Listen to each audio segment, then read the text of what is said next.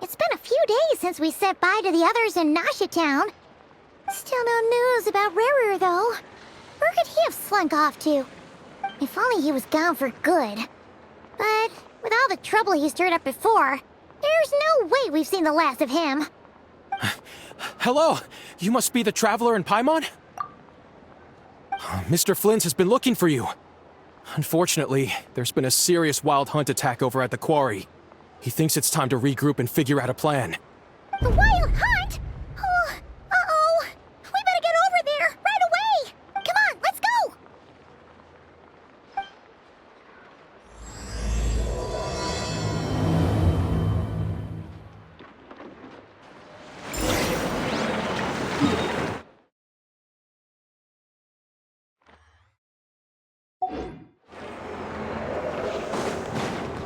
Strike a pose!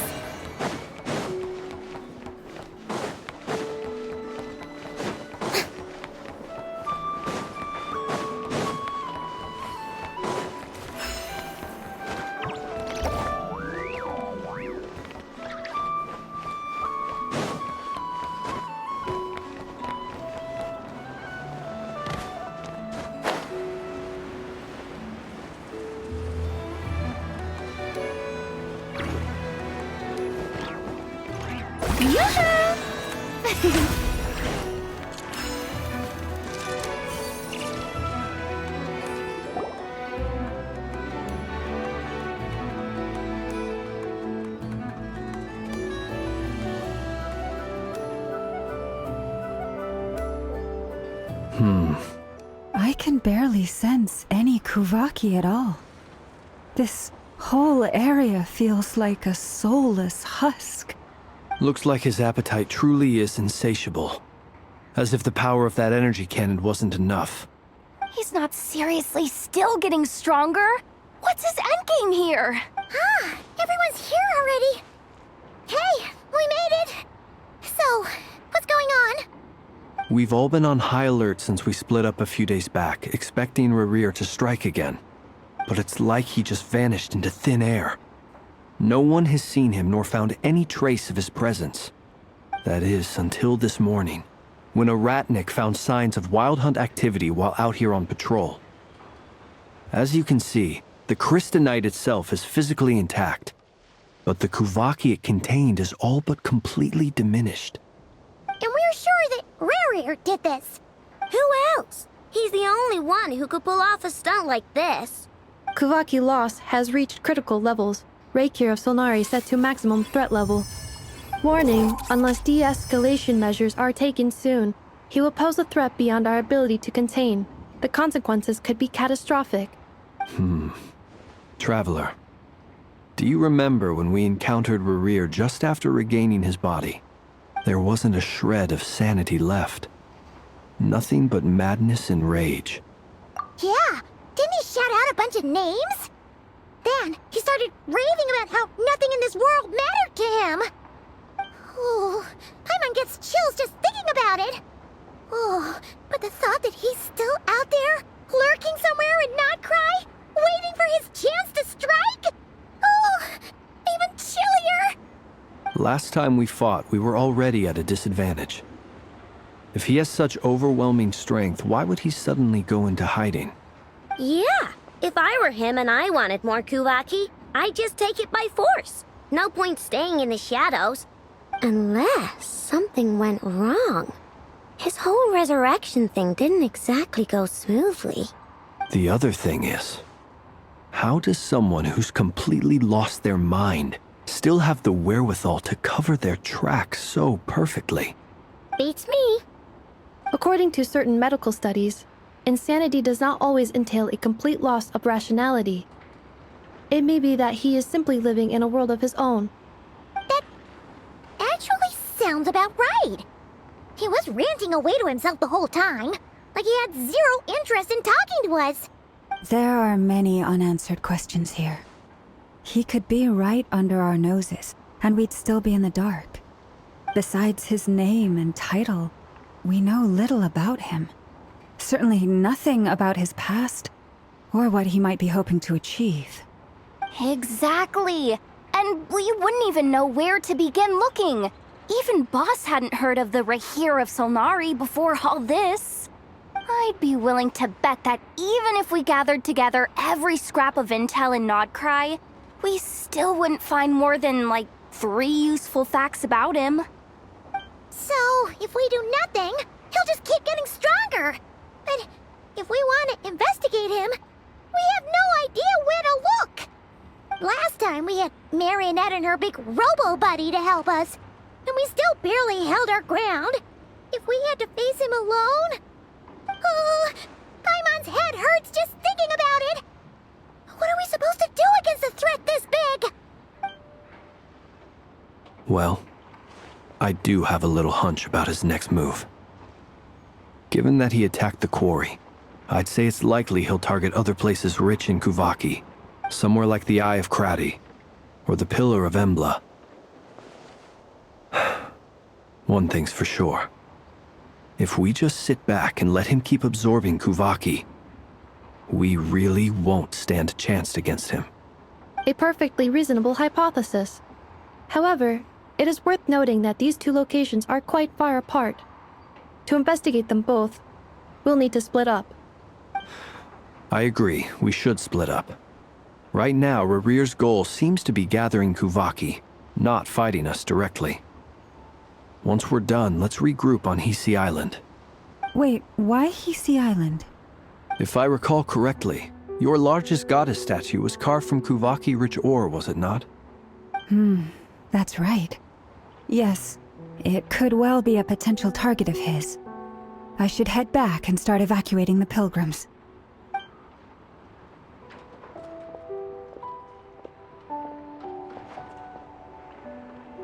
Splitting up's always gonna be risky. But I guess we don't have much choice, right? We're in a race against time here. And if we do run into Rerir, what then? That's when you follow the 3rd rule of treasure hunting. Run like the wind. Didn't you say the 3rd rule was go with the flow? I don't know. Did I? Anyway, whatever. In this situation, go with the flow means go find backup. Agreed. If anyone finds so much as a trace of Rerir, do not pursue him. Get out of the area and alert the rest of us as soon as possible. We need to put safety first. All right, we'd better get moving. Come on, Anefa, let's go.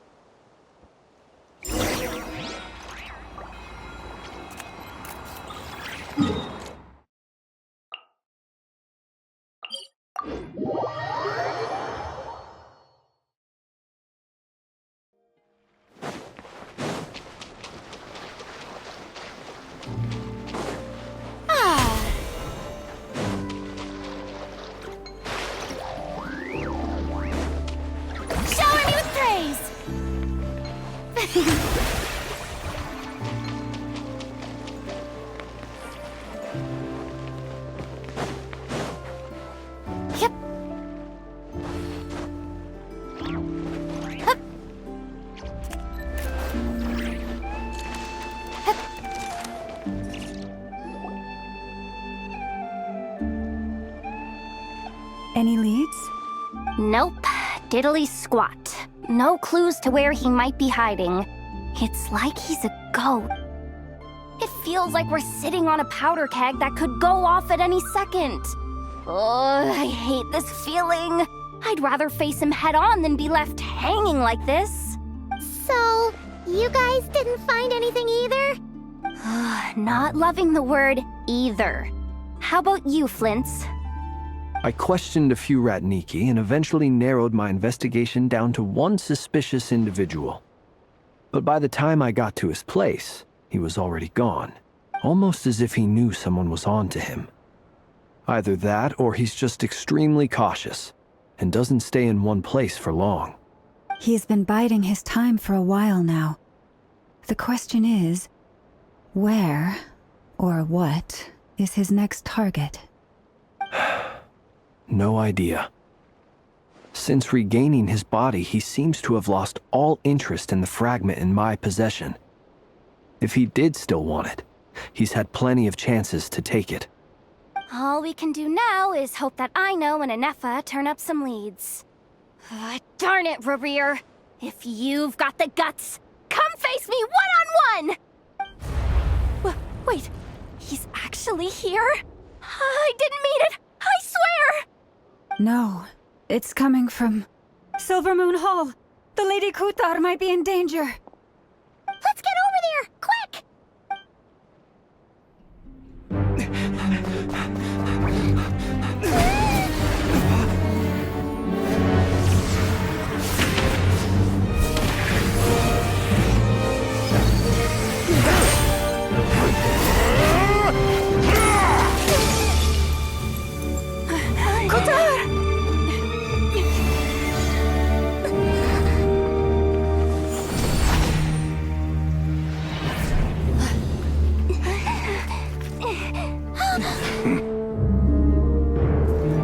Why is he attacking the damn select? What's going on? No time for questions. Stop him!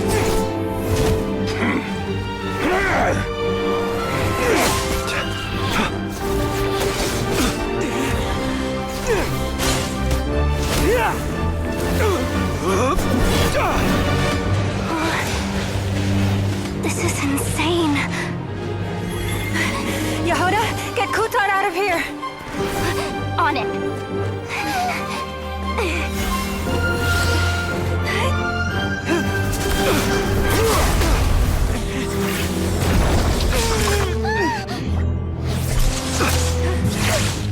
Look where your feeble light has gotten you.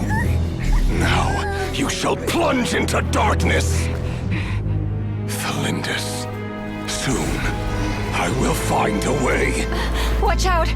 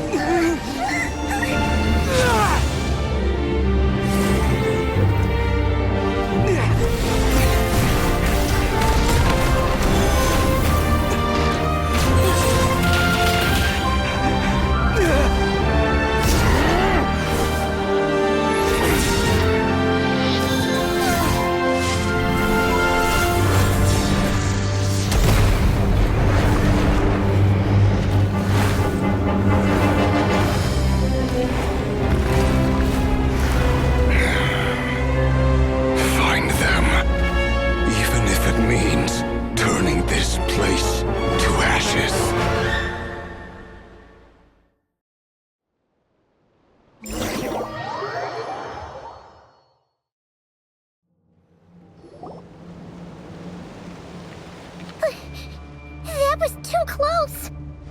We barely made it out of there alive. What's that guy's deal? How'd he get so crazy strong? He's a threat to this entire nation. I doubt his strength could even be measured by conventional standards. I have a question. When me and Anefa showed up, we saw him chasing after this lady like he wanted her dead. What was that all about? We weren't there for the whole thing either. They were already duking it out by the time we arrived. Yeah, we didn't see how it all started. It all escalated so quickly, we had no choice but to step in. Kutar, can you shed any light on the situation? Kutar. Cross-checking database. I see. So you're the one that the Frost Moon Scions refer to as the Moon Goddess? Wait, she's the moon goddess? Oh, no wonder she looks just like all those statues. There are many reasons why people might worship the moon, and just as many why they might despise it. I've never met that person before, but there was no mistaking his deep-seated hostility towards me. Why he holds me in such contempt, I cannot say. But since he hunts the power of the moon, it's no surprise that I am a target. Kuthar. There are many potential motives. For instance, you help the traveler escape his grasp. This could be his way of taking revenge. It is also possible that he covets the Kuuvahki inside you and seeks to take it for his own. The list goes on. But right now, devising a counter-strategy should be our #1 priority. The likelihood of this location being discovered is close to 100%. A counter strategy? But we don't stand a chance against an enemy like this. Surely our only option is to run. He's not gonna chase us to the end of the world, right? So as long as we can sneak out of Nod Krai undetected. No, I can't say that. Come on, Yehoda, this is serious stuff. You can't suggest we all just chicken out. Running is our only option. Huh? You seem surprised, but what other choice do we have? We are facing an enemy we cannot possibly defeat in battle. Well, I mean, yeah, but still. It's not too late. I can distract him, so you have plenty of time to make your escape. Wait, what? You're gonna act as bait? Doesn't that make sense? I'm the one he's after. There's no need for you to risk your necks on my behalf. A coyote doesn't stop for bypassers while it's howling at the moon. What is it, Loma?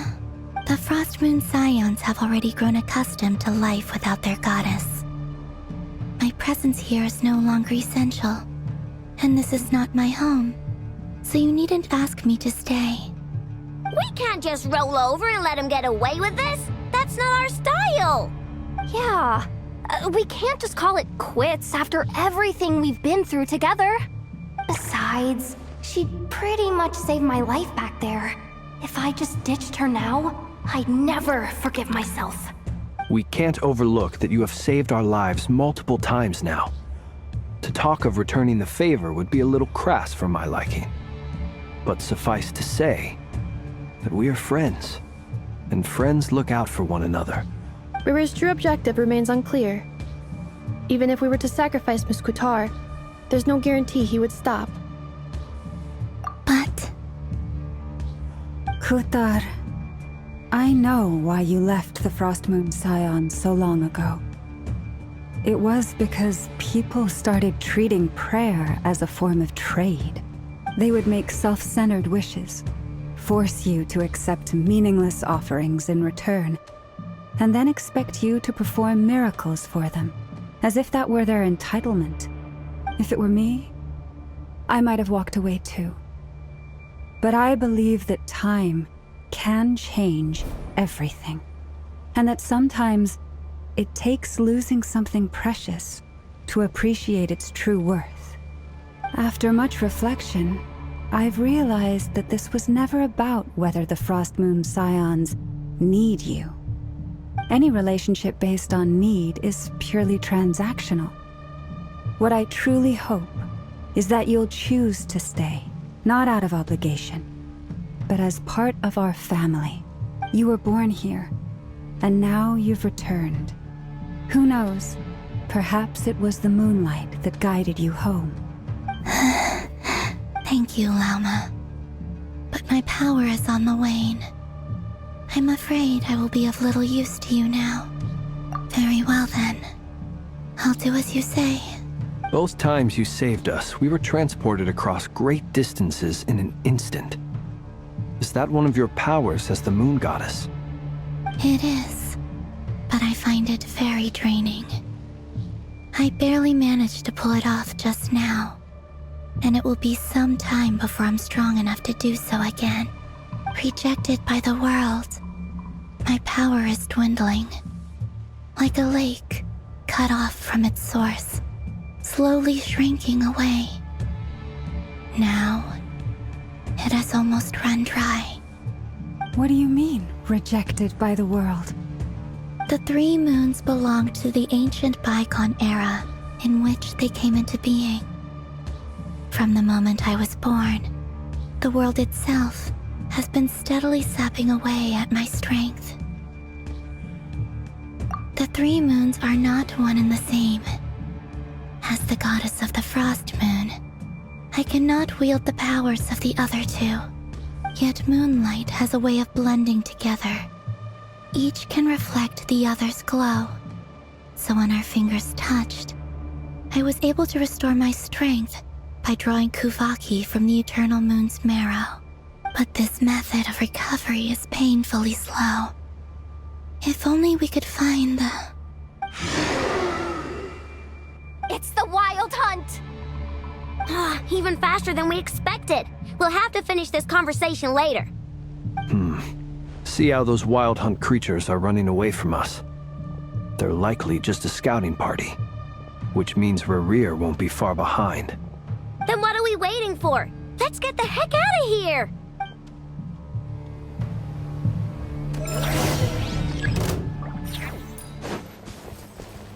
Poor lost one. For the everlasting forest. Chew on this! Splash it! Beware the creatures of the night. Oh, they just keep coming! This is driving me nuts! Rerir's closing in on us. We need to pick up the pace. There's too many of them! And this time, we can't fall back on Katar's help to escape. If this goes on much longer. The long sleep beckons. Close your eyes. With one heart, we pray. Flash attack! Preparing for dust up.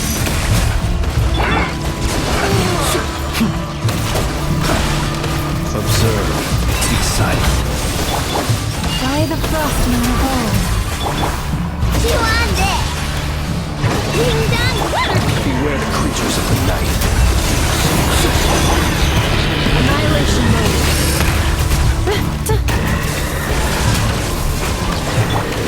With one heart, we pray. Flash attack!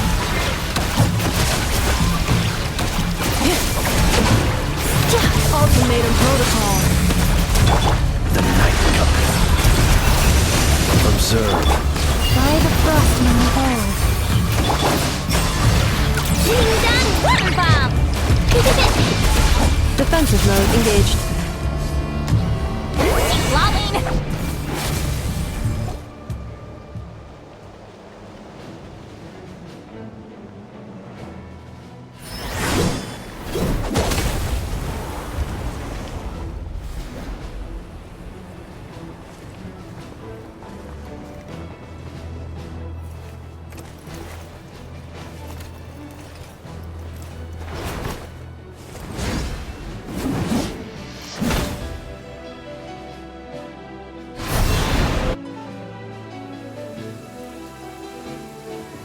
What's the matter? Bit off more than you could chew?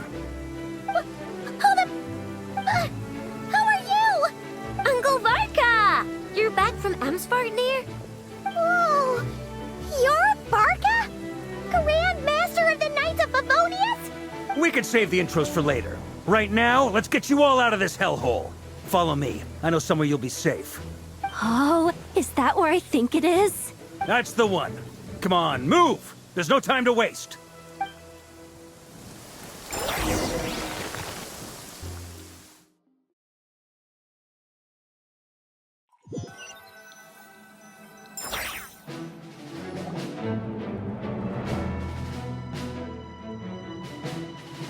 Wow! Where are we?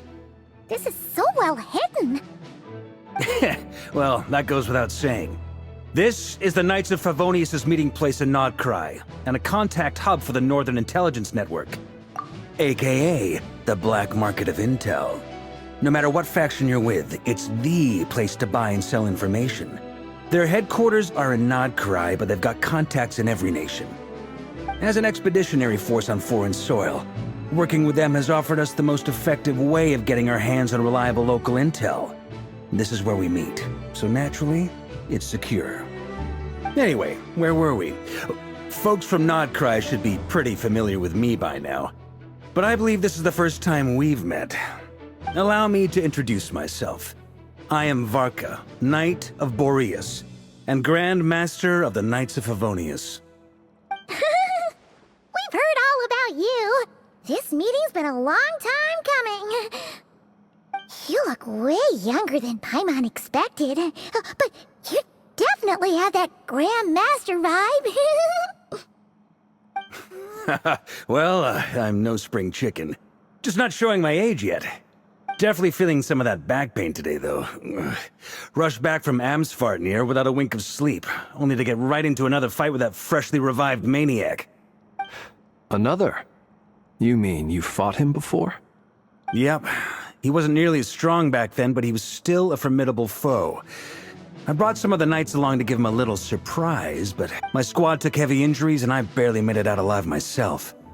We knew it might have been our last chance, so we staked everything on it. But still, it wasn't enough to stop him. I tried tracking him down afterwards, but he didn't leave a trace. Even in his unhinged mental state, he's as cautious as any trained operative. So, I decided to come find you. And as luck would have it, turned up to find you being ambushed by the Wild Hunt. The rest, you already know. Is that why he's been frantically absorbing Kuuvahki these past few days? Because he sees you as a threat? Maybe I'm part of the equation, but even if I weren't, I'm sure he'd still be gathering power. He's clearly working up towards something. Note to self, Uncle Varka's strength rating officially upgraded. Guess it's my turn to ask questions now. So, what exactly has been happening in Nod Krai? Why is the Wild Hunt returned in humanoid form? And why is it after you? That's a long story, but I'll try to make it quick.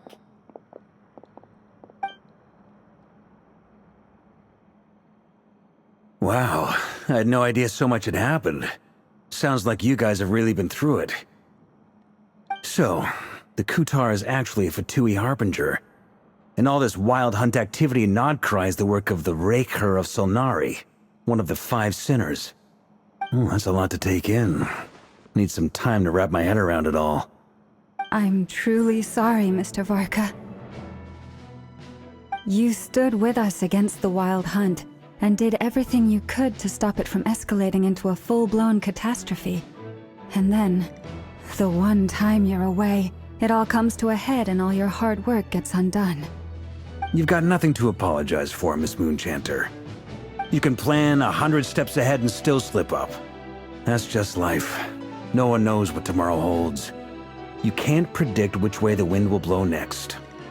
And, to be perfectly honest, I can't say I'm surprised. For all the times we've defeated the Wild Hunt in the past, we've never been able to completely wipe it out. Turns out, we were just delaying the inevitable. But now that a new variable has come into play, fate may well take a different course. A new variable? You mean us? Who else? And in a strange way, I think his resurgence might not be an entirely bad thing. The Wild Hunt is like an unrelenting force of nature, but Rerir is an individual with an agenda. He's gotta have a weak spot somewhere. That said, while I was explaining everything just now, some of the points that Mr. Flins added caught my attention. You mean about our mystery ally? That's right. From what you've said, not only did they lead you straight to some key files, they also shielded Hisi Island from a lethal Kuuvahki blast. I don't know who or what could pull something like that off. Heck, even Miss Columbina doesn't have a clue. I hadn't heard the story about those files. Would you mind repeating their titles for me? Wild Hunt Phenomena Log, a Nod Krai and Ratnik's Field Journal, and Kuuvahki Survey Log. Oh. No, still doesn't ring a bell. Another dead end. Guess all we can do now is hope that our mystery ally keeps showing up when we most need them. Still, it's safest to assume they won't be intervening again. From here on out, we'll have to resolve this crisis by ourselves. Your intel also explains something else I've been wondering about. The reason I led my team to Amsfarnir was because we'd had reports about a possible source of the Wild Hunt showing up there. But once we looked into it, it turned out to be a red herring. I don't know who was behind it, but clearly, it served its purpose. I doubt it's by chance that he happened to make his comeback while my attention was diverted. And from everything you told me, it sounds like his scheming began well before his return. So maybe luring me away was all a part of his plan. But is it even possible that he orchestrated all of this by himself? The Moon Maiden and the Rerir of Solnari, Nod Krai of all places. The way everything is unfolding, it can't be a coincidence. So, what do we do now? Got any ideas? Right now, we've got at least 3 things to consider. Let's go through them one by one. First, we need to figure out how to take down Rerir. If we can't beat him in a straight-up fight, the rest won't even matter. To my knowledge, the bulk of Nod Krai's fighting force is already gathered here. But even with everyone united, we're still no match for Rerir in his current state, let alone with his power still growing. What if there was a way to tap into a new power of our own? How so? Have you thought of something, Columbina? 3 moons once watched over this world. The Eternal Moon was the largest. The Frost Moon was the brightest. And the Iridescent Moon was the most mysterious. They say that back then, the 3 moon goddesses wielded immense power. Enough to shape the workings of the world itself. I now bear the Frost Moon's power, and the Eternal Moon's marrow resides within the Traveler. Hold on. Are you suggesting? The iridescent moon, the last piece in the puzzle. That's right. If we can find the Iridescent Moon's marrow, I will be able to regain my strength much more quickly. The 3 moons are said to stir the tides and illuminate all things. Perhaps they hold further secrets beyond our understanding. According to my analysis, the solution is feasible. However, it is subject to one major condition. How do we locate the iridescent moon's marrow? I know a way, but we will need to visit the Fatui's Experimental Design Bureau. The Experimental Design Bureau? Are you saying we need to involve Marionette? Yes. I must speak with Sandrone. It's a long way from here to the Experimental Design Bureau. There's a high chance you'll be spotted. You shouldn't go alone.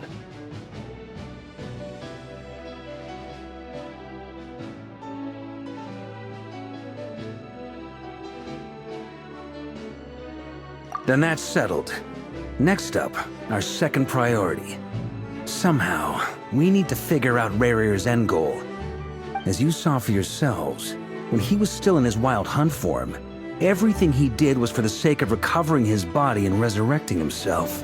His first act since then, after laying low for a while, was to try and assassinate this young lady. People's obsessions often reveal their greatest vulnerabilities. There must be a reason why he despises the moon so deeply. Perhaps it sheds some light on his title, the Rerir of Solnari. The Wild Hunt has plagued Nod Krai for centuries now. If we want to stop it for good, we have to get to the root cause of what's driving it. It's true. We still know very little about him. If Kuthar hadn't given us that lead, we wouldn't even know his name. But where would we even start? I doubt even the Intel Queen of Nod Krai has a clue, and she has info coming out of her ears. Oh? That's a rather hasty conclusion for someone who's so painstakingly meticulous when it comes to dealing with machines. Ah, she heard me.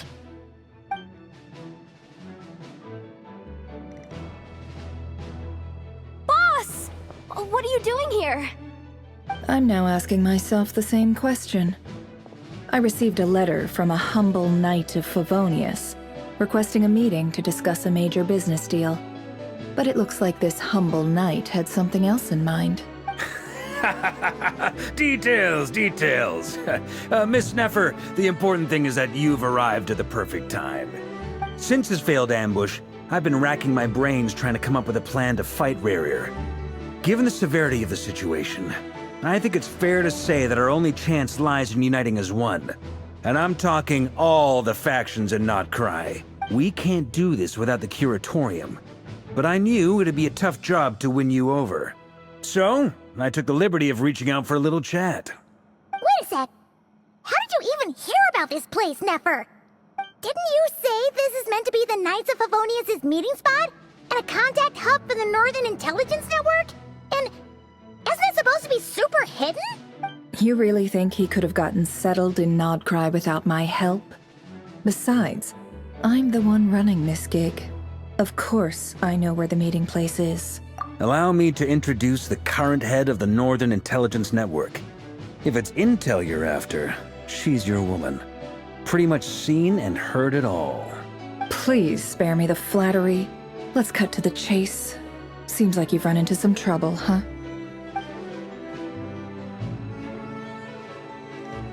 Well, this certainly qualifies as an unforeseen crisis. On behalf of the Curatorium of Secrets, I wish you all the best of luck. So you're just going to sit this one out? Why should I get involved? What could possibly be in it for me? What if we told you we can't do this without you? Oh? Then I'd say you'd better make it worth my while. I don't work for free. I can't put a price on something like this. It's just not in my nature. But then again, you and I have always been polar opposites in this regard. So I can't exactly say I didn't see this coming. If you insist on compensation, I will pay you. Consider this a formal commission. Sound fair? You just don't give up, do you? Too bad. I know you well enough to know you can't afford my prices. The riskier the job, the more it'll cost. And a Moonchanter's stipend isn't exactly generous.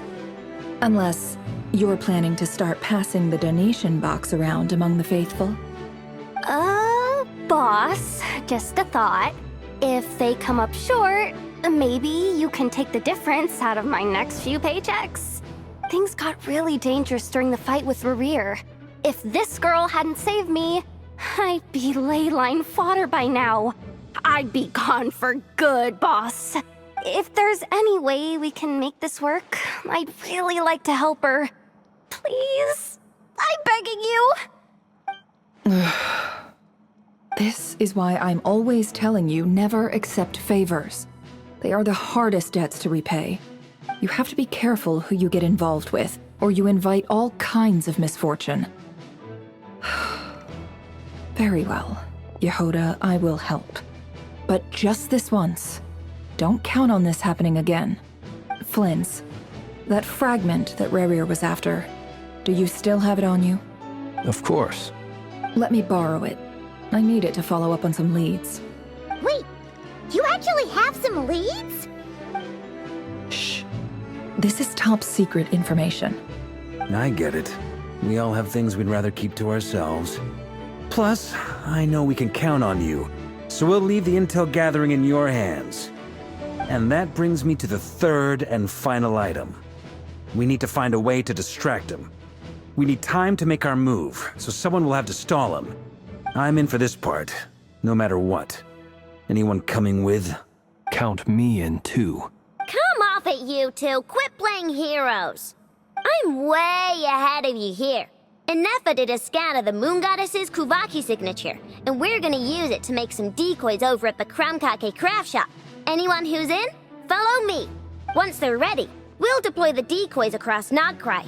So as long as the rest of you keep moving, he won't catch on to your scent and won't be able to track you down. I like it. Genius idea. No biggie. All right then, we'll split into 3 teams. Once your team has finished their mission, Return here and wait for the others. Dismissed!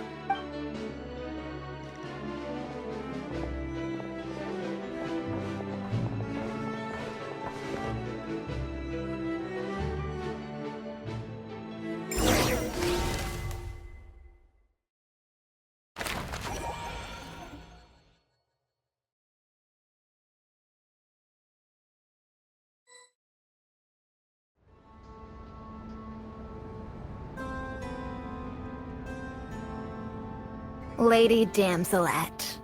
Wait, and you two? What are you doing at the Kuuvahki Experimental Design Bureau? We've been doing our best to mind our own business lately. But if you're just gonna waltz up here like this, you're seriously pressing your luck. Don't blame us for doing what we have to. Huh. You really think that's gonna scare us off? We're not looking for any trouble. I just want to see Zandrone. Do I need to remind you that you're still a wanted for deserting us? Out of consideration for our former ties and the crisis we're all up against, we'll let you leave in one piece. But don't even think about trying to get inside. Let them in. But... Are you going to make me repeat that? No, my lady. Zandrone seems to be in a good mood. Must be maintenance day.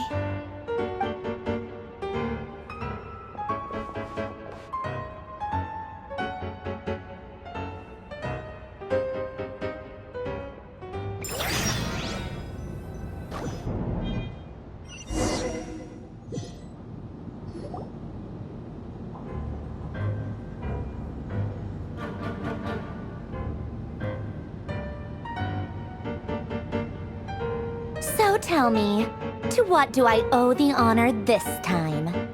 Actually, before you answer that, just so we're clear, we're not colleagues anymore, Columbina. I don't owe you anything. I promise it's nothing big. It seems like you've gotten the wrong idea here. The only reason I let you in was because I was bored. It seemed like a way to kill some time and satisfy my own curiosity. Whatever miscalculations I may or may not have made in the past, I haven't lost the plot enough to even consider sticking my neck out for your sakes. I'd like to speak with Arlecchino. What? Huh? You mean the knave? I'd like to speak with Arlecchino. Is she in Nod Krai? No, she's not. Once the work on this facility was completed, she went back with the Rooster and Rerir. The only ones in Nod Krai are me and...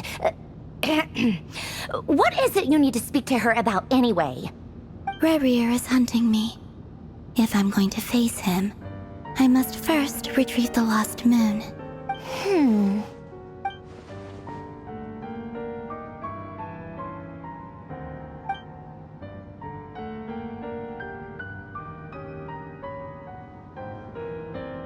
Is that a no, then? As if I need reminding. I was this close to settling things with him before someone decided to whisk me away to their weird little garden.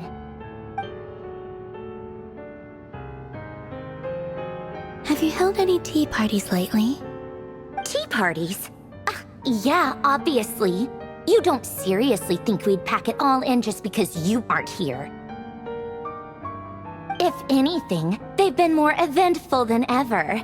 Just me, Arlecchino, and a bunch of insolent, insensitive guests who won't stop asking where you've gone. Oh, they've been a real joy. I bet you served them the worst tea you have. Just like you used to do to me when I upset you. Who cares about how good the tea is when there's no one around to drink it? I keep losing people. First Rosaline, now you. I'm running out of people who can make me laugh. Honestly, what could be more ridiculous than the multi-centenarian goddess, who's only ever had the plain herbal tea she received as offerings? You'd always brew a different type of tea for me each time. Was it really just to see how I'd react?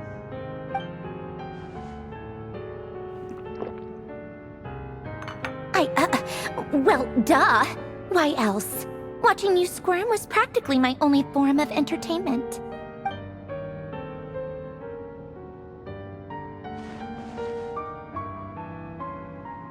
Oh, yeah. And Capitano sometimes used to bring Tartaglia around, too. But I guess we won't be seeing him again. Well, I guess we are overdue for a get-together. Polonia! Have Febronia pass a message to Arlecchino for me. It's time for tea. Will suffice. Pass along a message for me, too, if you would. My body cannot contain the marrow of 2 moons, so I'll be leaving one of them in her care. Excuse me? Who said you were on the guest list? If my tea meant that much to you, maybe quitting the Fatui wasn't your brightest move. Back when you were under the Tsaritsa's protection, no one would have dared come at you so openly. But that protection didn't come for free. In fact, I paid dearly for it. At the end of the day, it was just another transaction. I just got tired, that's all. I never wanted any part in their grand ambitions, and I've had enough of being treated like a bottomless supply of power.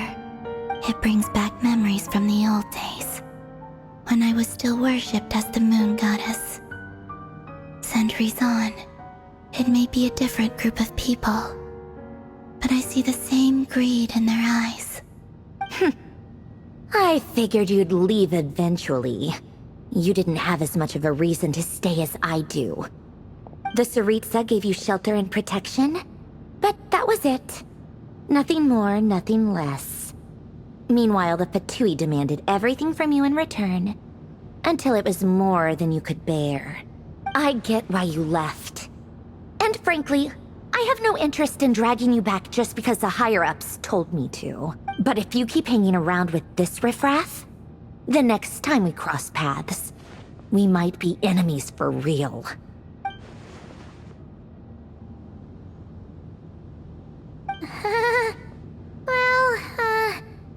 Guess that's our cue to leave? That might be your plan. But it sounds like someone else wants you to stay a little longer. Huh? What do you mean? Listen.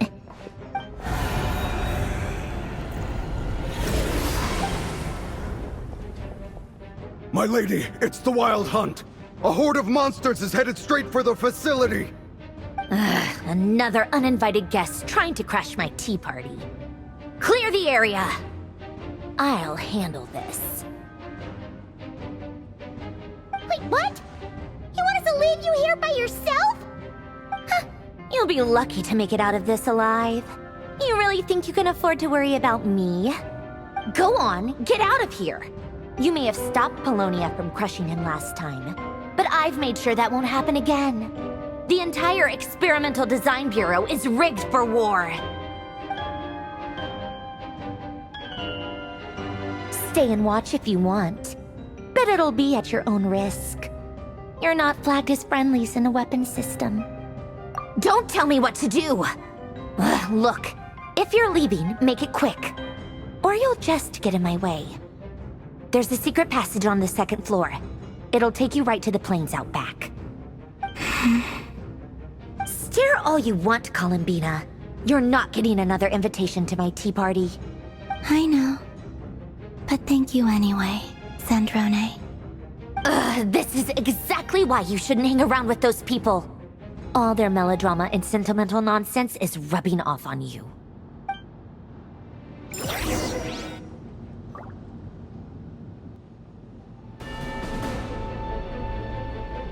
Come on then, Mr. Rerir. Let's pick up where we left off. It's your Wild Hunt monstrosities versus my beautiful creations. Let's see who comes out on top.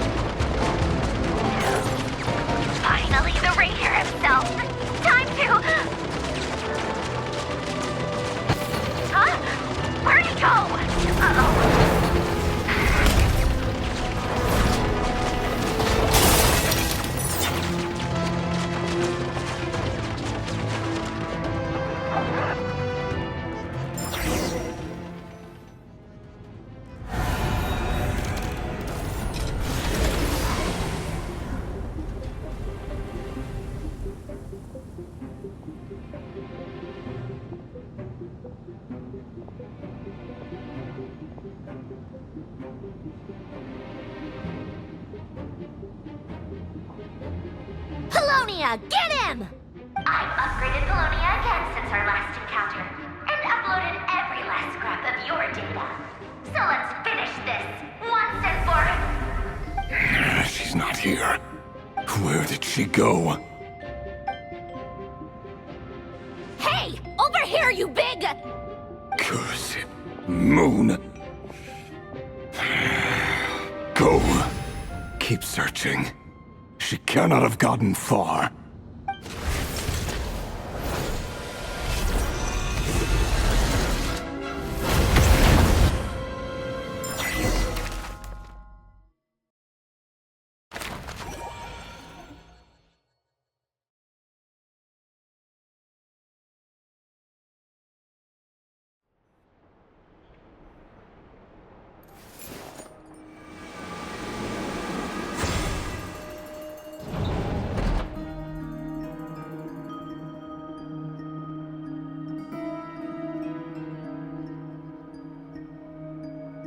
So this is your method for investigating Rerir's past. It almost looks like some kind of ceremony. Good deduction. But it's quite a different affair from what you're used to with the Frost Moon Scions. Whoa! First time I've ever been in here. Boss always said it was off limits, so I pictured some kind of creepy dungeon. But it's actually kinda nice. Oh, I guess this must be Sumero decor? That's where Boss is from. And that nice shopkeeper who sold me my treasure compass. I'm not sure exactly what you've got planned, but it looks like you're all set. When do we begin? Whenever we wish. But for some reason, I've got a feeling this isn't going to end well. I've never faced Rerir myself, but from what you've told me, his power is beyond anything I could imagine. I, on the other hand, am just an ordinary businesswoman. Our paths should never have crossed, yet here I am, forced to make an enemy of him. If you ask me, you're about as far from ordinary as it gets. So what are you saying? You're getting cold feet? Once I take a job, there's no backing out. Still, I have to ask myself if the power I'm relying on will even work on an opponent of this caliber. And also how to make sure I come out of this alive if things spiral out of control. Death is the one thing we can take for granted. It is the great equalizer, however fortunate or unfortunate we may otherwise be. So it's important to consider how to spend what lifespan we have left. Come on, boss. Lighten up. Quit talking about death. It's bad luck. For once, I agree with you. When you're up against a foe like Rerir, there's no such thing as being too prepared. Is there anything I can do to help? That won't be necessary. I've already made up my mind. Time to cash in a precious favor I've been saving for a rainy day. Yehoda, I need you to find someone for me. The sooner the better. Find who? That shady merchant who sold you an overpriced treasure compass the other day. Come on, boss. You're pulling my leg again. In what way is she shady?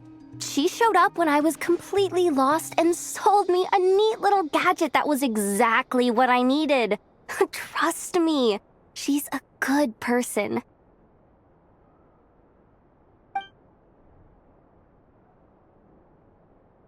Anyway, I know who you're talking about. Don't go anywhere. I'll be right back.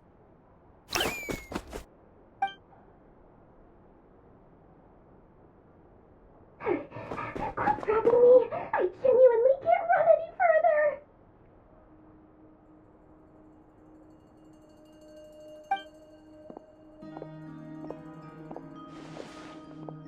Hey, aren't you? What is it? What's the big rush? You dragged me out of a dream where I was literally swimming in Mora. I'm charging double my usual attendance fee. See, look how easygoing she is. After that rude awakening, she could have completely snapped at us. But instead, she kept it together and just asked for an extra fee.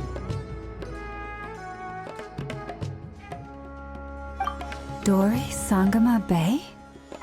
I never would have pictured you two doing business together. If you want to make it big in Nod Krai, it's all about connections. Lady Nefer just so happens to have a lot of intel that interests me. And she also did me a big favor in the past. It was back when I first arrived in Nod Krai. My trusty assistant, the genie in my lamp, had an adverse reaction to the Kuuvahki and fainted.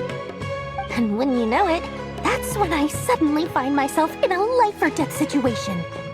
Good thing my compatriot was there to swoop in and save the day. I've been giving her a 30% discount off all of my goods ever since. Now, so that no one here feels left out, I'm willing to extend a 20% discount to fellow friends of Boss Nefer. Plus, any other friends you send my way will enjoy 10% off. What can I say? The great Lord Sangama Bay is nothing if not generous. So, let me guess. You've run into some trouble? I've got everything you could possibly need, and the more you buy, the more you'll save. You guessed correctly. What have you got in the way of survival gear? The one type of gear I've never been short on. What are you looking for? A jetpack fresh from the Academia's labs? An ancient suit of armor dredged up from the bottom of the sea? At the very least, I need to know what kind of opponent you're dealing with here. If even you're worried about staying alive, it must be pretty serious. What if I told you it's someone with the power to bring a nation to its knees? Is that so? Then we really are talking top-shelf treasures. I don't have anything like that in stock right now. I'll have to ask my supplier. Your supplier? A powerful woman, make no mistake. I can't reveal her identity, but luckily for you, I hear she's planning to visit Nod Krai in the near future. If you're willing to wait, I can ask her when she's here. Can't say exactly how long that'll be, though. Then, let me put it another way. What would you do if you encountered an enemy like that? Roll over and serve yourself up on a silver platter? Of course not. I have a handy little trinket from one of my generous suppliers, which... Hold on. What exactly are you getting at? No, this is for my personal use only! Let's just say I'm borrowing it, all right?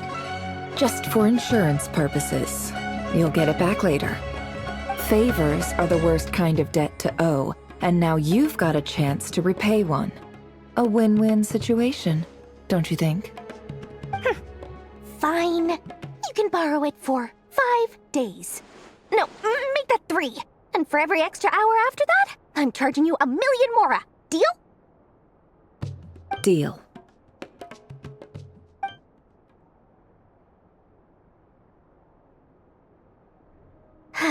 What a way to start the day. Now, was there anything else you wanted? Or can I go back to bed now?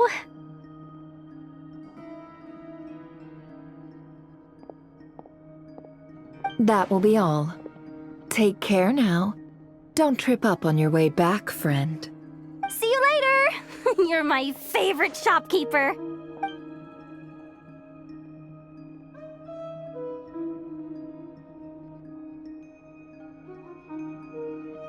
Excellent.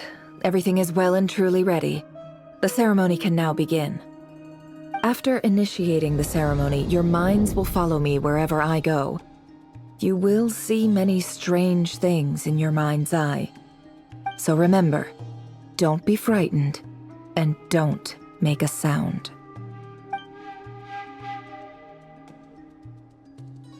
Now then, let us peer into the Rerir of Solnari's past.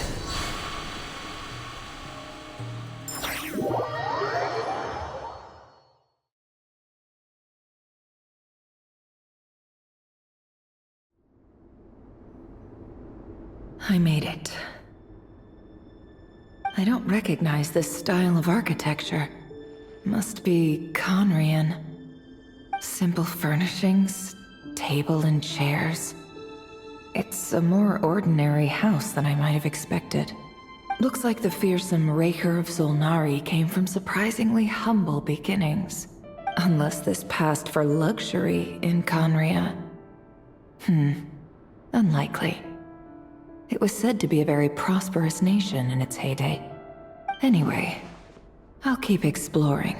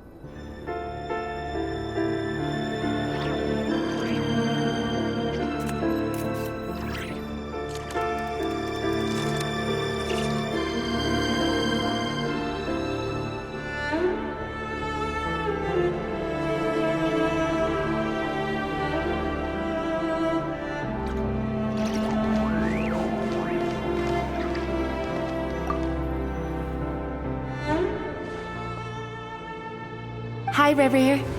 Since you're working extra hours tonight, I thought I'd keep myself busy by checking out that new kebab shop. I've heard good things about their menu. I'll test it out, and if it's as good as everyone's saying, let's go back together sometime. P.S. New stash from the Universitas Magistrorum. I brought some goodies home. A few teacups and a pin rack. Hope you like them. They didn't sign their name. But they must have been close. Sounds like they were living together.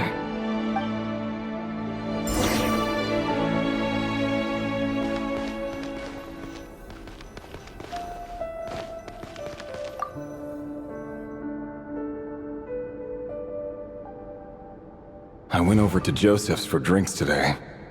They have a fine collection, but I went alone. Flindis was tied up with something and couldn't make it. Joseph asked why I came alone, but I didn't really have an answer. He then went on to ask about other things. If you ask me, someone who asks that many personal questions is too nosy for their own good. But if he invites me again, chances are I'd still go. Flindis. That's the same name Rerir mentioned. Grain imports keep falling. If things don't pick up, we'll soon be back to meat and mushrooms only. Honestly, I'm not a huge fan of that new type of mushroom everyone's been into lately. Didn't it start out as a lab-grown variety? I heard it's even mildly corrosive. Seriously, why would you even eat something like that? I don't care if it's an impressive feat of alchemy. That just isn't the kind of thing I like to eat. Grain has to be imported, and they're eating a diet of mostly meat and mushrooms. Could it be because Conria is underground, so it doesn't get much sunlight? That would explain why they use so much stone in their buildings. They even use alchemically modified strains for food. Seems like the people of Conria don't have many options when it comes to dining. I've just about saved up enough now. Time to buy it and keep it somewhere safe. Making a big purchase. I wonder what it is.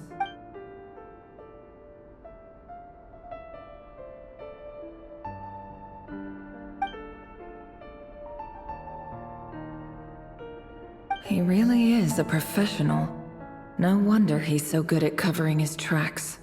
Despite what he's become, it seems like he's retained certain habits, at least in this regard.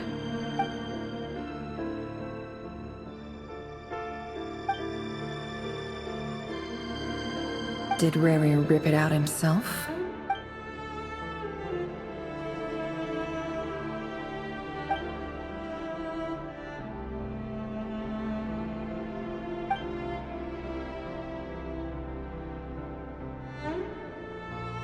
Before I met you, I was convinced that my heart was nothing more than a stagnant pool.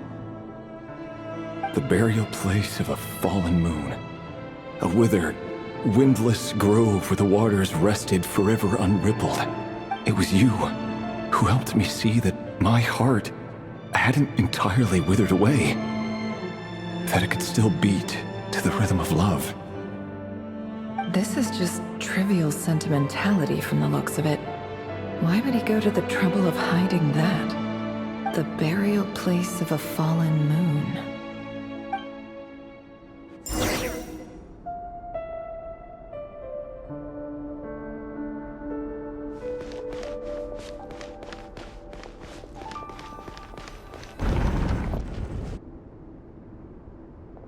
Rerir, over here.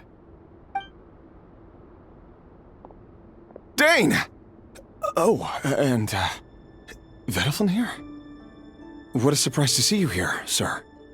Hello there, Rerir. You need not address me so formally outside of court. He doesn't get that much free time, so I invited him over for a drink. Even the court prophet deserves a break every now and then, right? Well, I'm flattered. So, what are we discussing today? Hey, don't look at me. As far as I see it, we don't need an excuse to have a few drinks. Come on, don't give us that. Didn't you say you were about to pop the big question? How's that coming along? Who'd have thought the great Twilight Sword was an even greater gossip? I just didn't expect you to be the first one to settle down and get married, that's all. Yeah. If you told me that a few years ago, I wouldn't have believed you either. So, are you planning to come clean about your job then? I'm guessing you still haven't told her. Sure, I'll have to tell her at some point. But I'll need to pick the right time and place. To be honest, I have no idea how she'll take it. Come on, stop being such a pessimist. For all you know, she could be thrilled. I bet she'll be much more impressed by your actual job than the one she thinks you're doing now. A member of the King's Guard. Quite the cover story. Does the king himself even know? Of course he does. Anyway, enough about me. How have you been? Me? Same old, nothing much to... Huh? What's up, Ved? It's nothing. Vediflin, Dainsleif's elder brother. Renowned throughout the court of Conria as the Visionary, and said to possess a wisdom far beyond the reach of any ordinary man. And yet, despite the gulf between us, he seems to have something to say about me. Does he even know me? Does he see me as a friend of his brother, or just another of the Vinster King's blades? Why did he react so strongly? Was it really to do with what we were talking about? Brown, curly hair and brooding blue eyes. So this is what Rerir looked like back in the day. Perfectly normal. No different from anyone else. As frightening as this monster is in the present, there's something even more unsettling about seeing the human he used to be.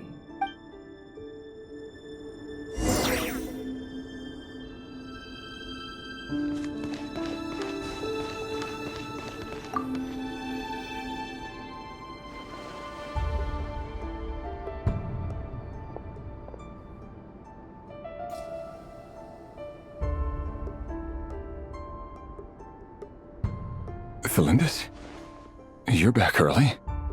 Our equipment's being serviced today, so I got off earlier than usual.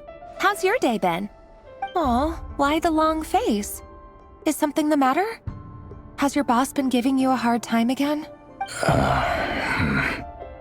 Went for a drink with Dane and the others after work. Isn't that a good thing?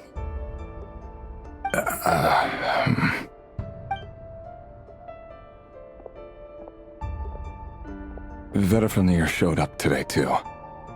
You know, Dainsleif's older brother. Ah, Mr. Vediflin. Yes, I've heard of him. They say that everything he says ends up coming true. He overheard Dainsleif mention that I'd recently proposed, and seemed to have an issue with it. But when I asked what it was, he kept it to himself. So, you're worried? You can be such a child sometimes, Rerir. We're nobodies. Why would the Visionary be concerned about us? I'm sure someone in his position has much bigger fish to fry. Maybe you're right. You worry too much, Rerir. We've been together for ages now, and everything's been going so well, has it not? You've even proposed to me. So, you do remember. Tell me then. What's your answer? Like I said, I need some time to decide. You can't just rush into things like this. We may be nobodies in the grand scheme of things, but if we want things to work out, we've still got to plan ahead. All right. Take your time. Just don't keep me waiting forever. Nobodies. Sounds about right. In the eyes of people like Vedalfnir and Dainsleif, what do we matter? Can someone whose gaze is so fixed on a far-flung future even see the present clearly? Besides, the dynasty's fate rests with the king and his inner circle. Whatever I do, it won't make much difference. Meanwhile, every idea they come up with and every decision they make, it affects everything. These days, the king is lost in his research, and the purge of the Crimson Moon bloodline grows ever more intense. The opposition tried to speak out, but nothing came of it. And I'm under no illusions as to why. Because we eliminated them and got rid of their bodies. A man can have 1,000 reasons to carry a sword, but there are few good excuses to use it. Yet the king has never even considered a gentler approach, and he never will. What becomes of someone who kills on another's behalf? Can he ever find true peace?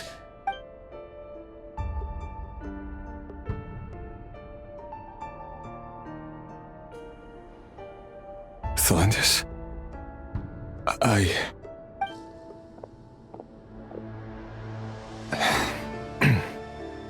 It's nothing. You were right. Fate has never smiled upon nobodies like us. But by the same token, it's unlikely to bear a grudge against us either. There's no reason we can't keep living happily together, cherishing the simple joys of each day as they come. See? You just need to stay positive, Rerir. I can feel your warmth, your breath. You're right there, right by my side. Just seeing you makes me happy in a way I can't explain. And that's something that no one could ever take away from me. So smile, my love. Let go of that frown. You're right, Thelindis. I've just been overthinking things. That's better. Getting caught up about things like this will only ruin our evening. Speaking of which, all set for the ball tonight? I need to go get ready. You go ahead. I just have a few things to take care of, then I'll come join you. Even busier than the big shots, huh? Fine, I'll go get started. But don't be late. If you keep me waiting too long, I won't be a happy bunny. Relax. I'll be there. Seriously, though, you drive a hard bargain. You're really gonna leave my proposal hanging and still expect me to take you to the ball? Well, that goes without saying. I already told everyone I'd be coming with a dance partner. Besides, they're two completely different things. Let's take it one thing at a time, all right?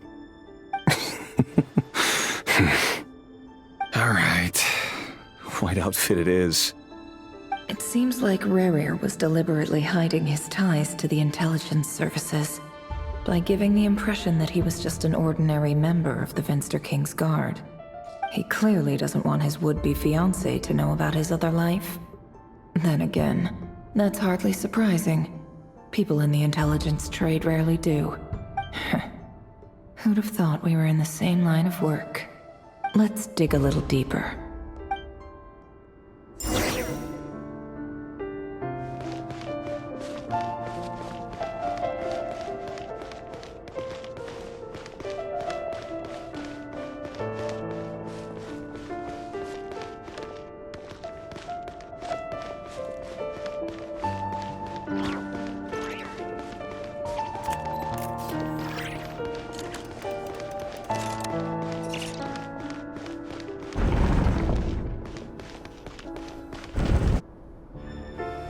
Our last operation was a resounding success, and all thanks to you, Rerir of Solnari.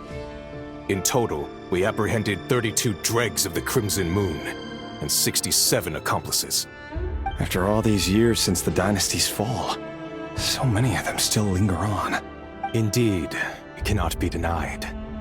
Yet it was destiny that the Crimson Moon should be overcome by the eclipse, and that His Majesty, the all-seeing Vinster King, now guides our nation on the path to prosperity. Conria has no further need for a dead moon.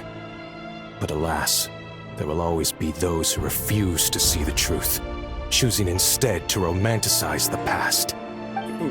That's not entirely true. Much about the Crimson Moon era was worthy of remembrance. And that's exactly why they keep trying to see it restored. Many of its secrets remain unsolved to this day. As it happens, that's precisely the field of study my partner is devoted to. You still haven't told her what you really do for a living. Where would I even start? How do you tell someone that you're one of the king's hand-picked executioners? That your hands are steeped in blood? You didn't choose this life, any more than I did. Orphans like us don't get a say. But I'll sure as heck be the one to pay for it. Speaking of which, we need to be more rigorous in the way we identify direct descendants of the Crimson Moon. Someone, it seems, has strong opinions about my future plans. Most likely my marriage in particular. I have a feeling that we may soon become targets of the Crimson Moon's retribution. Your concerns are not unfounded. They've taken out many of our colleagues these past few years, and for that very reason. These are no helpless lambs we're leading to the slaughter. They're wolves in sheep's clothing. Take care, Rerir of Solnari. I look forward to toasting you at your wedding. Thanks, Thorkel. You look after yourself, too.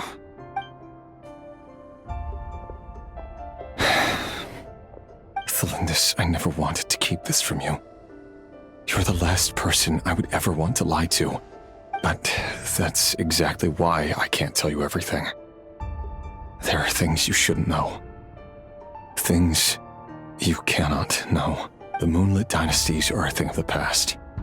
Yet even now, with the sun shining high in the sky, there are those who would call forth a dead moon's ghost. Could that be why Vedalfnir held back? Or was it because of some court secret he's not at liberty to share? I have to get a clear answer from him. No matter what happens, I will protect Thelindis. Rerir seems to be very concerned by Vedalfnir's reaction. Vedalfnir and Dainsleif, the Visionary and Twilight Sword. So that's what they were really like. I've investigated this whole area now. There doesn't seem to be any other memories here. Should I try somewhere else? Wait a second. What's this black smoke?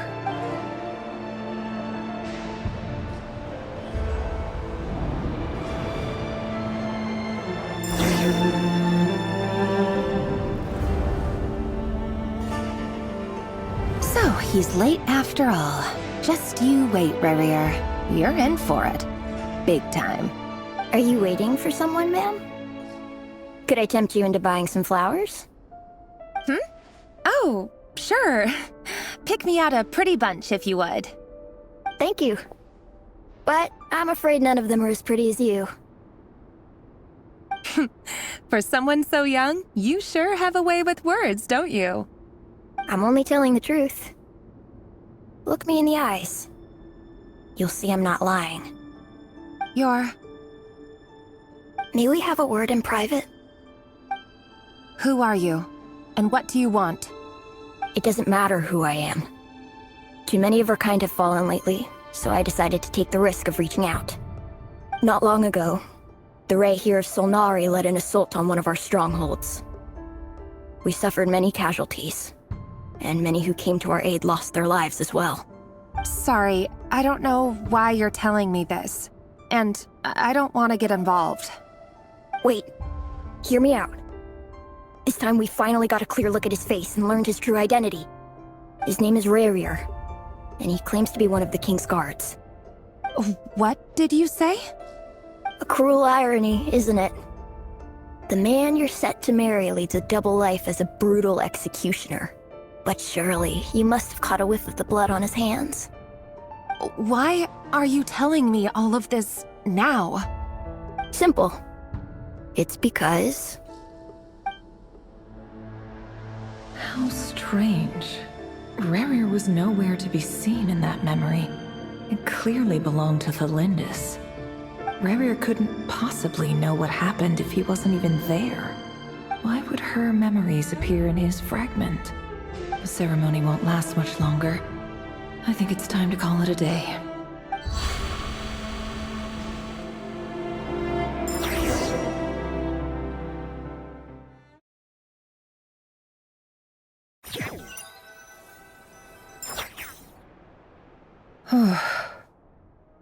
So that was your doing? Did you just pull us inside Rerir's fragment to spy directly on his memories?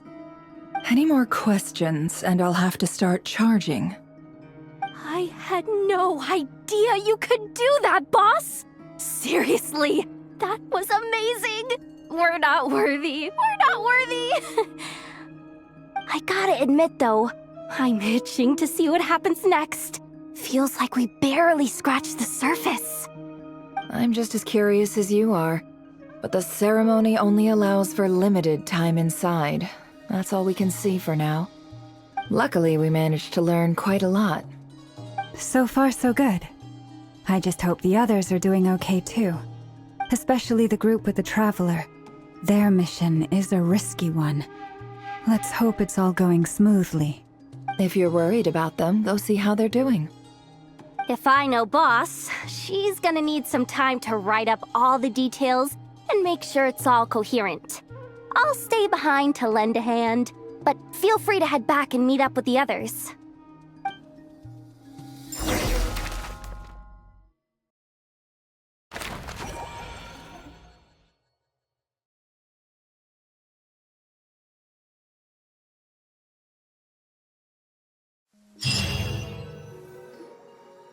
Oh, they've been prowling around for nearly 2 days now.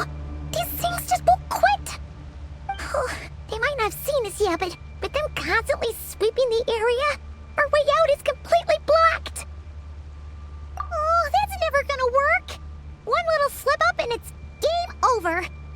If they spot us, they'll run straight back to Rerir, and once he knows we're here, it won't be long before he's breathing down our necks again. Oh, guess you're right. All right, time to zip it.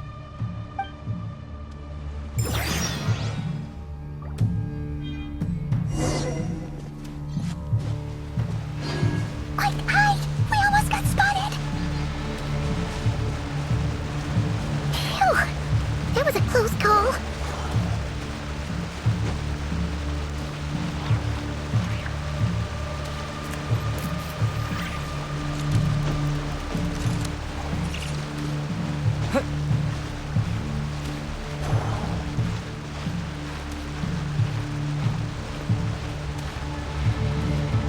Watch out! He's coming this way!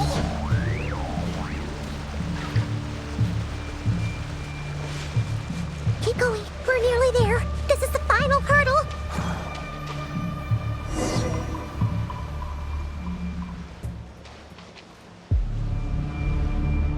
Oh, there's no end to these things!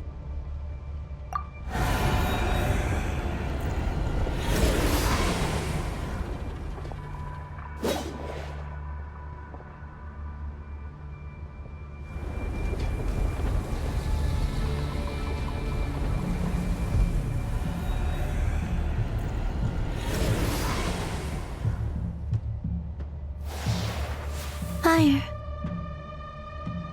Fire? Wait, what's that smell? Oh no! There's a fire!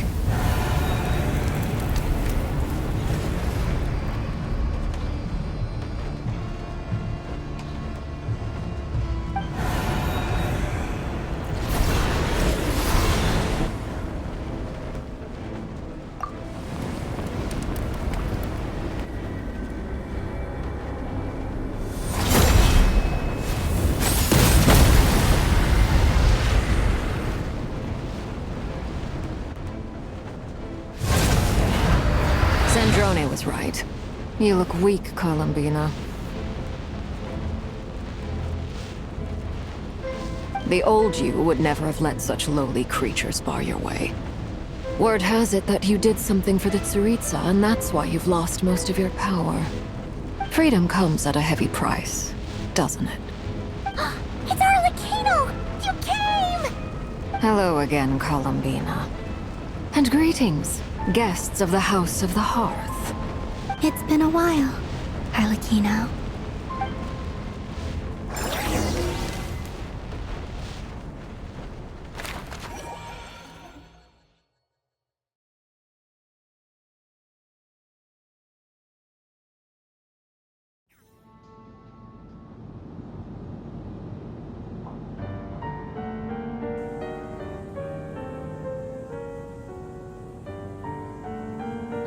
Stupid Rerir of stupid Solnari. Ugh, whatever.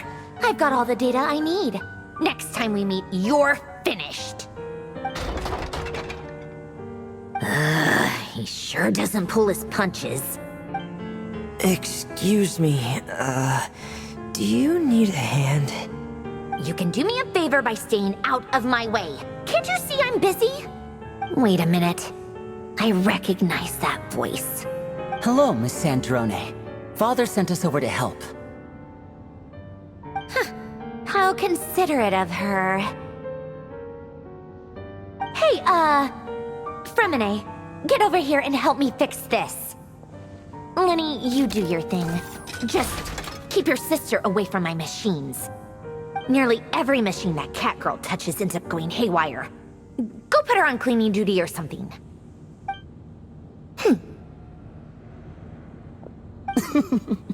Then let's start downstairs. Fremine, we'll leave this place to you. You've got it. Wait a second. Pretty sure there's still some tea in the cupboard.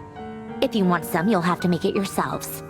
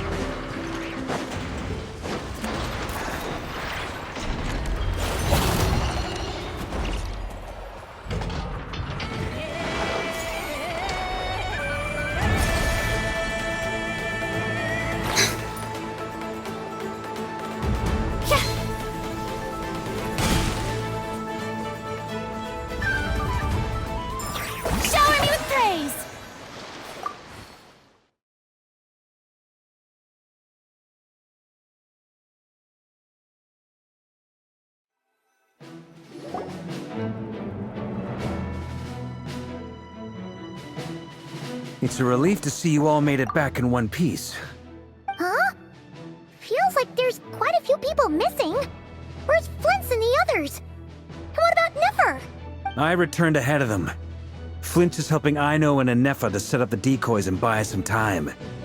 As for Miss Nefer... Boss is still wrapping things up on her end.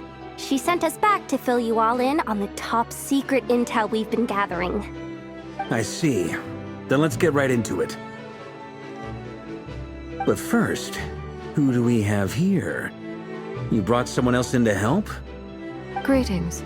I was invited here to help as a longtime Tea Party companion of Columbina's. You may call me Arlecchino.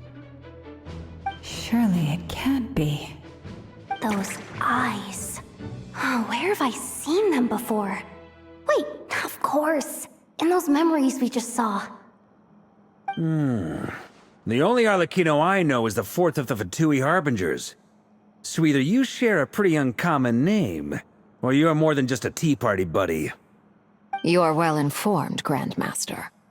A man from Mondstadt living all the way out here in Nod Krai, and yet the people and affairs of Snezhnaya seem to hold a special place in your heart. Oh, the feeling's mutual. Sounds like you know all about who I am, too. A Fatui harbinger. The atmosphere in here just got really tense. Guess we can't just start trusting Fatui harbingers, even at a time like this. I must admit, though, I'm a little curious. Seeing as the moon goddess no longer belongs to the Fatui, what makes you so willing to put your neck on the line here? Nor does Nod Krai belong to Mondstadt, Mr. Varka. Yet still, you're fighting for it all the same. Things don't always have to have a tangible payoff. Sometimes, stopping things from spiraling out of control is a higher priority than chasing the spoils of victory. Of course, I can't say there's nothing in it for me at all. But that's between Columbina and myself. Forgive me. I don't mean to doubt you. It's just that the Fatui really have been the source of many of our troubles. We have our own way of doing things here in Nod Krai. But ever since they arrived, the Fatui have treated us with nothing but hostility. I know there's been a lot of bad blood between us in the past. I've done my utmost to avoid friction whenever I could. But sometimes fundamental conflicts of interest simply can't be settled amicably. That's why I'm here solely in a personal capacity. This has nothing to do with the Fatui. As a gesture of good faith, I'll be frank. I can help Columbina track down the iridescent moon's marrow, which will help her restore more of her power. Anyway, what else is on the agenda? Let's begin. She says she'll be frank, then completely skips over the details. Looks like she doesn't want to give away too many secrets after all. But she clearly wants to change the subject. It'd be awkward if I tried to bring it up again now. I guess we'll just have to go along with it. She's the fourth of the Fatui harbingers after all. One look and you can tell she's not someone you'd want to mess with.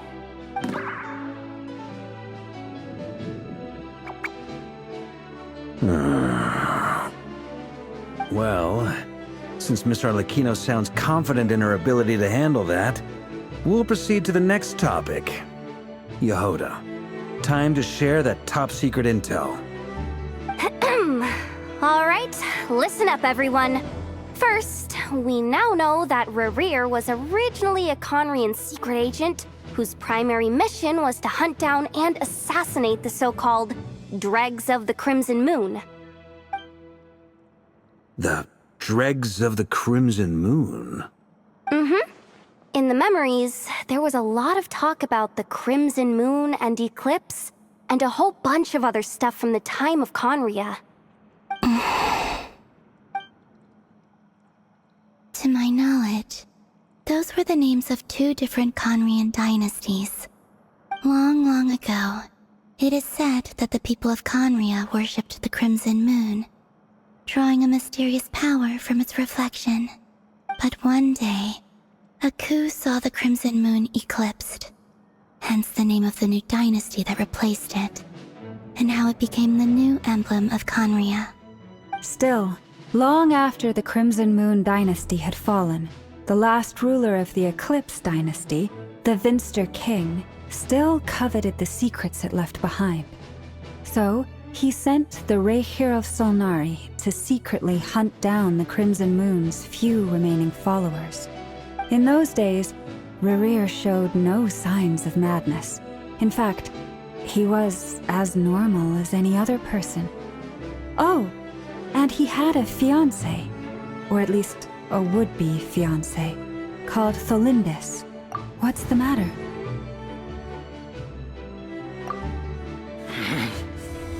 Certainly, Granddaughter!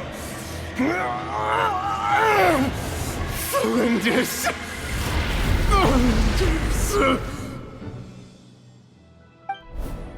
Interesting. Anything else? What about this would-be fiancé of his? Do we know anything about her? Well, she was a researcher at the Universitas Magistrorum, but it felt like she was hiding some kind of secret. Oh, and one more thing. For some reason, Rerir's fragment also contains some of Thelindis' memories, though only a very small portion. Well, no shortage of potential leads, I'll give you that. In any case, it sounds like we can conclude that while Thelindis was still around, Rerir appeared to be lucid and quite normal. Thelindis, it seems, must have been the one thing in this world that he couldn't let go of. Tell me, though, were these pure-blood Conorians we're talking about here? Why do you need to know that? Hold on. If she was a pure-blood Conrian... Oh yeah, just like how it was with the captain. If we could somehow find her, do you think there's any chance Rerir might regain some of his sanity? It's possible, but it would take a miracle. We can't pin all our hopes on that. That merchant who Nefer knows, Dori Sangama Bay. Maybe we could hire her to look into it. All right then. Let's keep working in our separate teams. Traveler, Paimon, Kutar, and Miss Arlecchino will go look for the iridescent moon's marrow. As for the others... On the way over here, I noticed that the wild hunt monsters had grown even more frenzied in their search for Kutar. At this rate, the people living here will be in grave danger too. So I'm thinking of gathering together some of our followers to go wipe them out. I'll head back to the curatorium and meet up with the boss. Feels good knowing we've all got something to be getting on with. Given that the Wild Hunt has been a lot more active lately, the Lightkeepers have likely begun their own operations too. If that is the case, someone will need to pass the news on to Flins. I'll hold the fort for now, then discuss our next move with Flins, Aino, and Anefa when they get back. All right then. Well, the clock's ticking. If that's everything, we'll be on our way. We'd better get moving too. We'll try to buy you as much time as we can. Relax. Just do your thing. Now, I decided to call in some backup since things are getting so hairy. Our reinforcements should be here any minute now. Stay safe, everyone. Dismissed.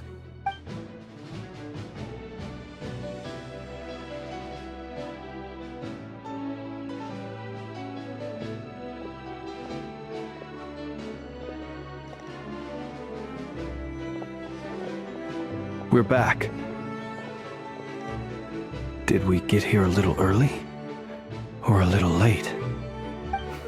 A tad late. The others have already set off.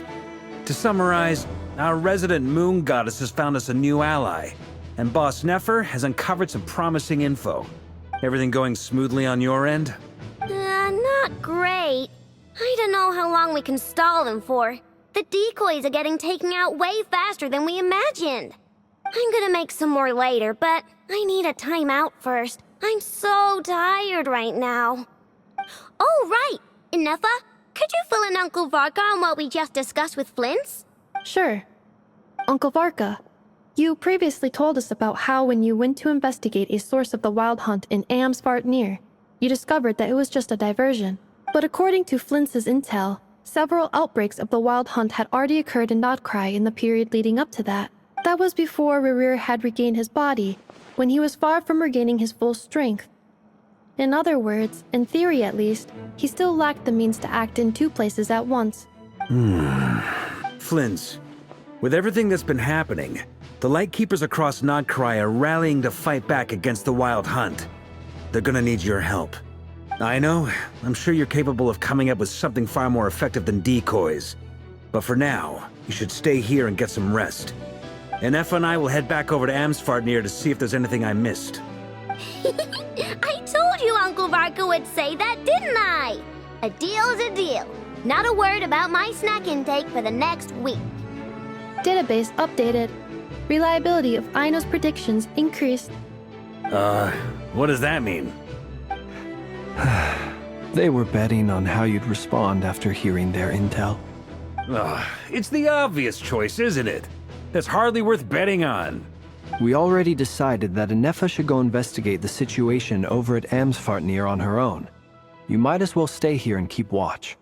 Someone needs to hang back and oversee our strategy meetings. And besides, you still haven't fully recovered from ambushing Rerir. So I've ended up with the easiest assignment. Well, I appreciate it, everyone. See you when you get back.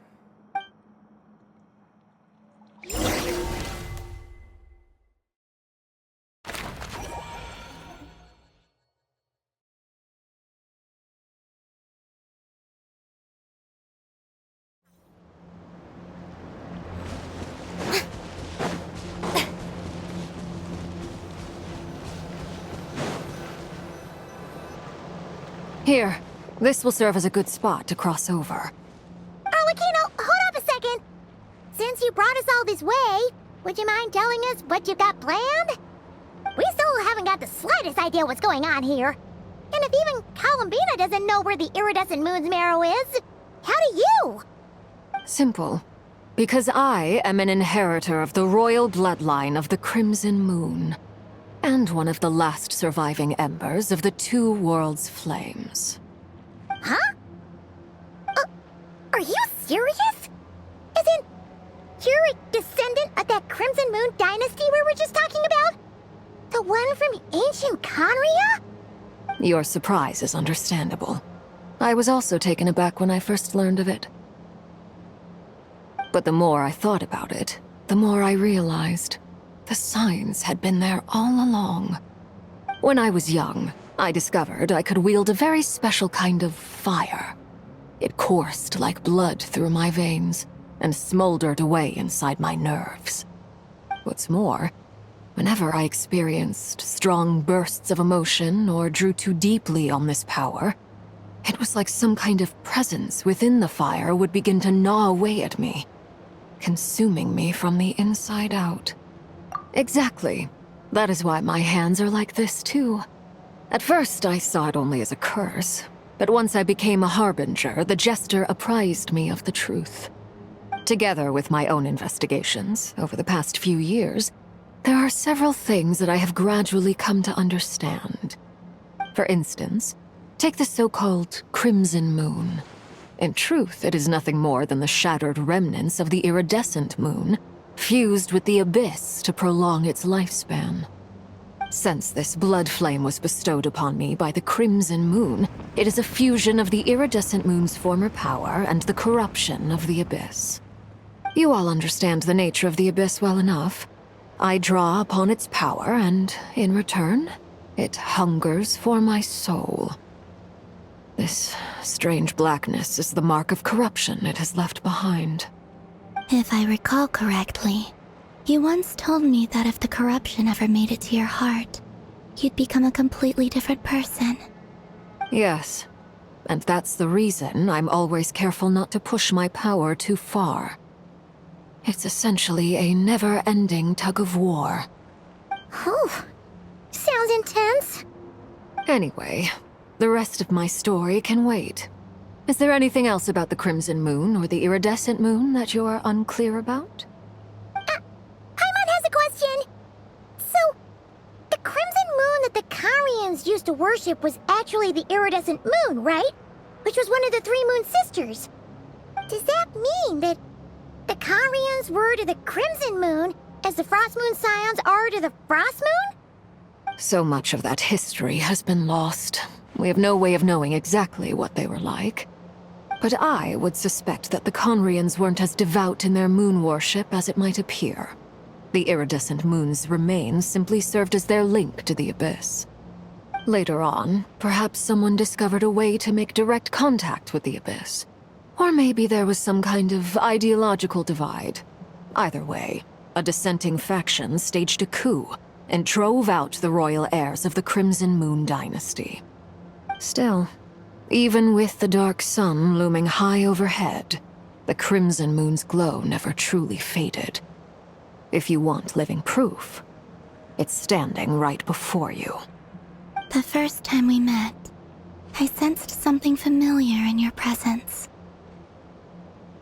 When I looked at you, I felt I could see that mysterious red moon in the corner of my eye.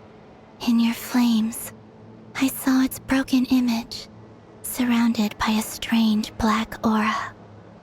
Well, I appreciate that you kept it to yourself.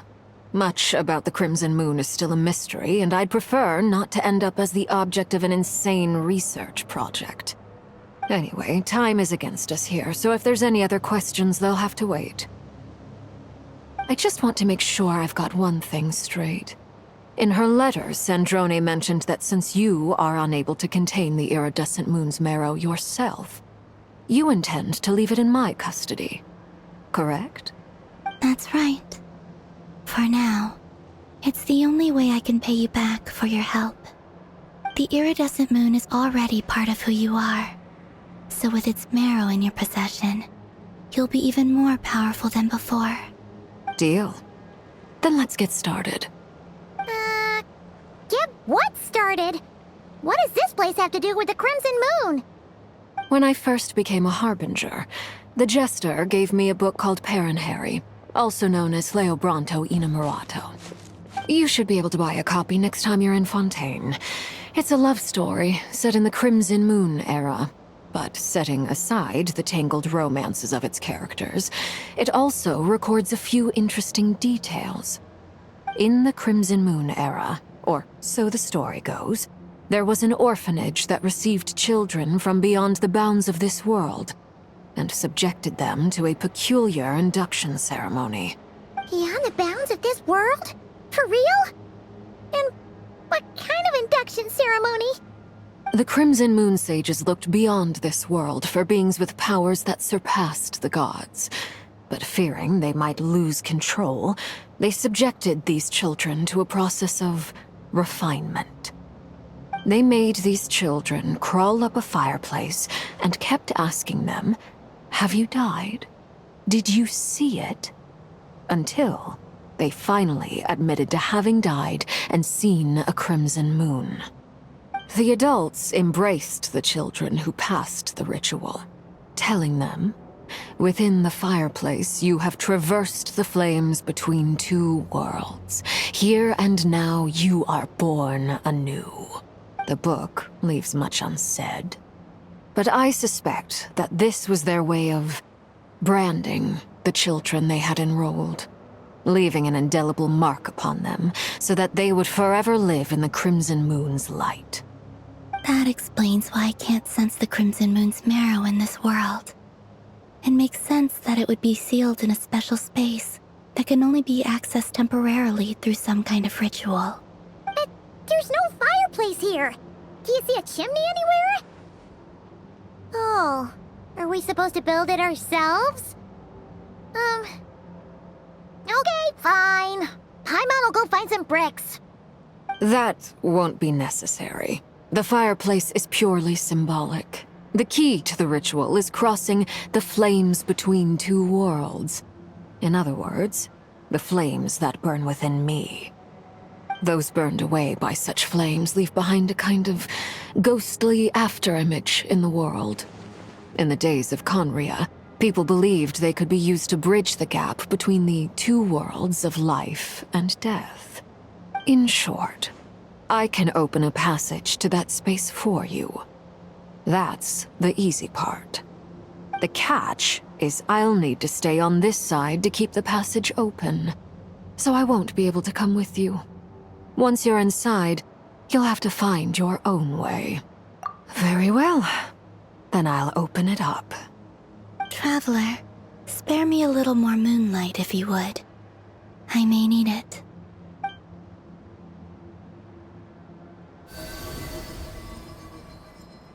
Thank you.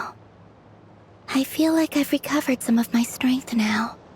It should be enough to move us across short distances and confront whatever dangers might await.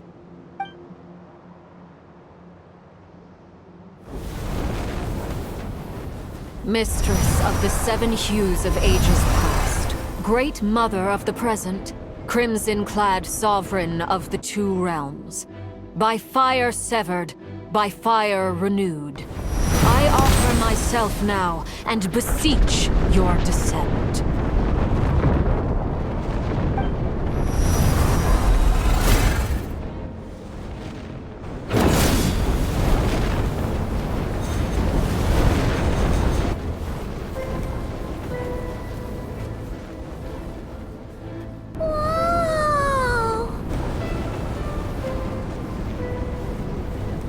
One word of advice.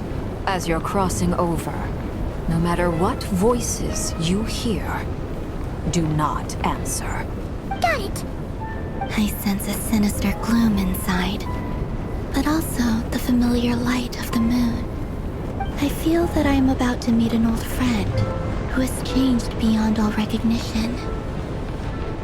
All right, let's go.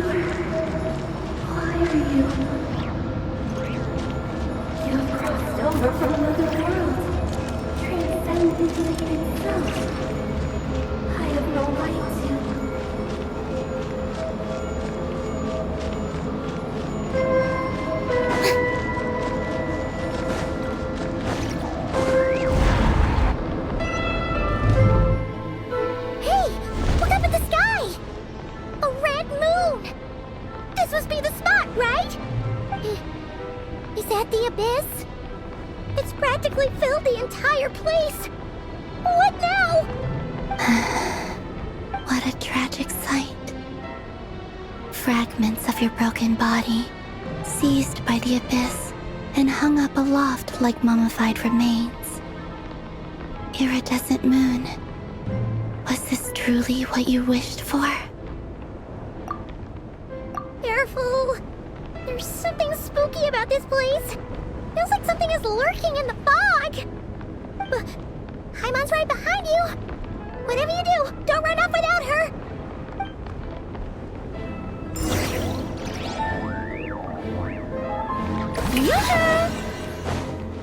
By the way, Columbina, didn't you tell us that the iridescent moon had shattered into pieces? The moon up there looks pretty whole to Paimon. How is that possible?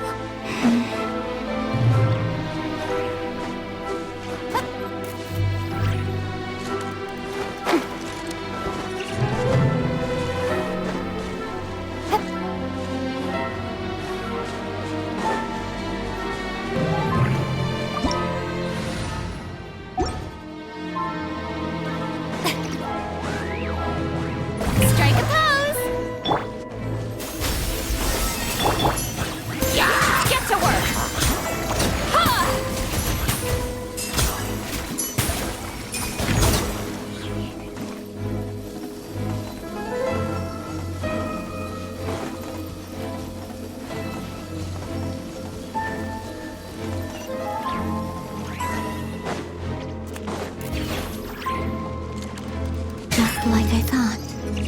It was only a facade.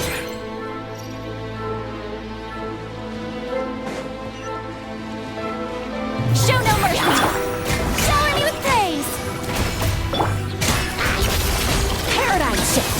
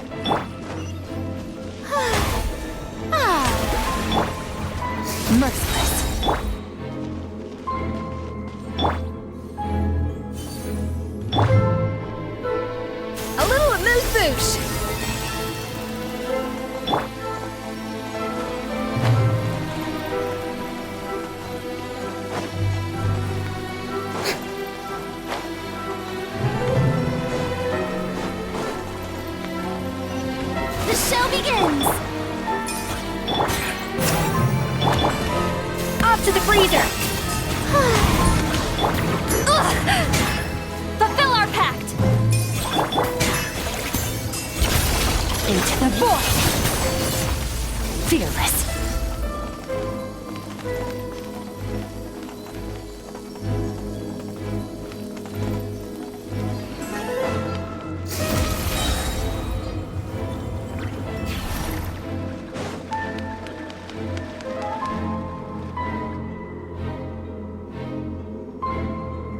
Huh? Huh? For real? That's way too high! There's no way we'll be able to reach it! No. I'm not sensing anything up there. It's coming from under the mountain. Let's see... Ah!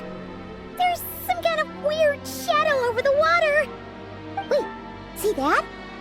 Looks like a mechanism of some sort! Let's check it out!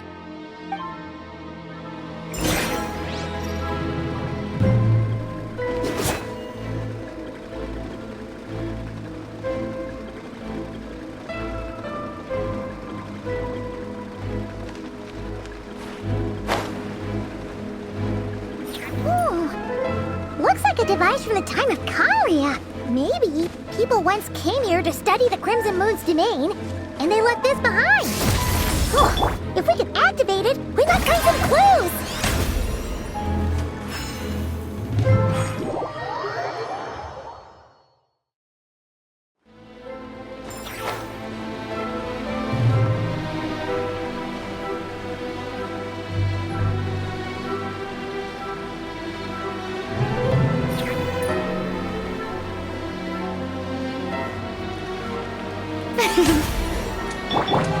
Fearless. A little amuse-bouche.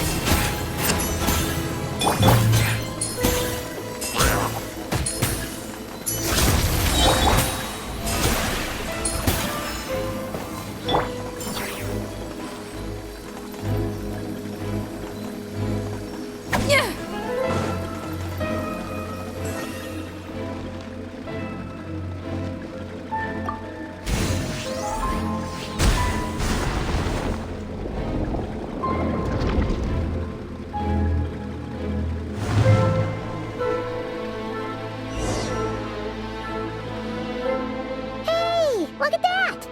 Now that the mechanism's running, the shadow in the water looks different. Do you think these mechanisms might be the key to unlocking the secret? Let's try to find more of them! Felindus, we'll leave the rest of the research in your hands. We'll be heading back now. I hope this isn't ruining date night. Mind your own business. Just leave me some snacks on the table. Felindus? Is that Rerir's girlfriend? How come we're hearing her voice here?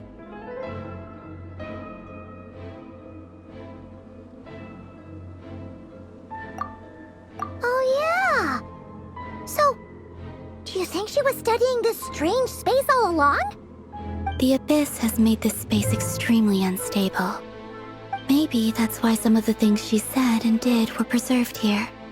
Like echoes. Or after images. Whenever I see this view, it takes me back to a poem from my childhood. Waning moon, oh lifeless damsel, weeping on the mountain crest, mourning still in wistful tone, her fragile soul now laid to rest. For me, of all people, to be here investigating the mysteries of the Crimson Moon space, is it a coincidence or something more?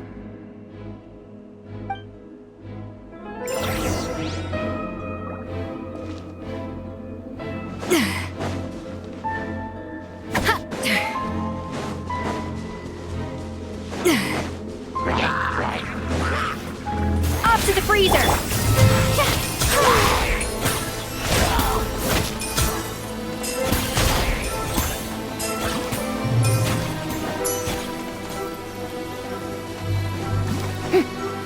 Strike a pose!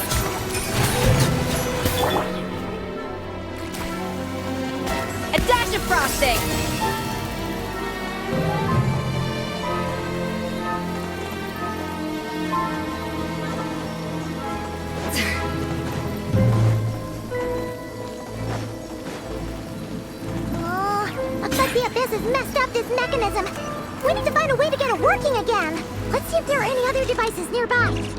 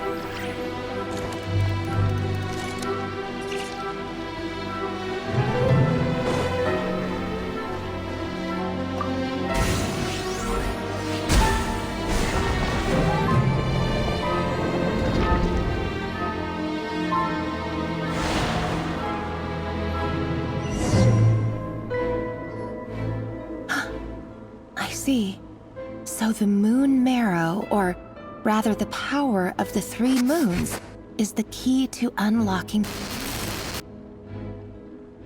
If it really does exist, then maybe this madness can finally be put to an end.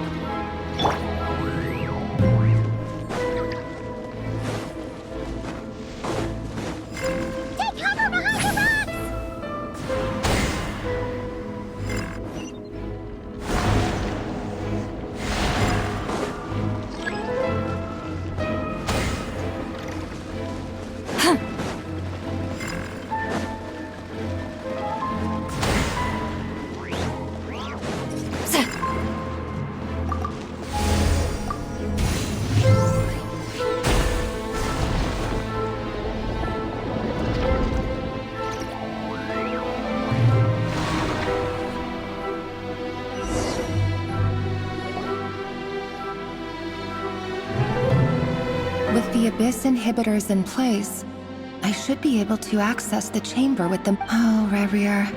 With every step you take, you're drifting further from what you truly desire. But you're not the root of the problem. Ever since that outsider set foot in Conria, the Vinster King has sunken deeper into madness. If only I could get my hands on that outsider.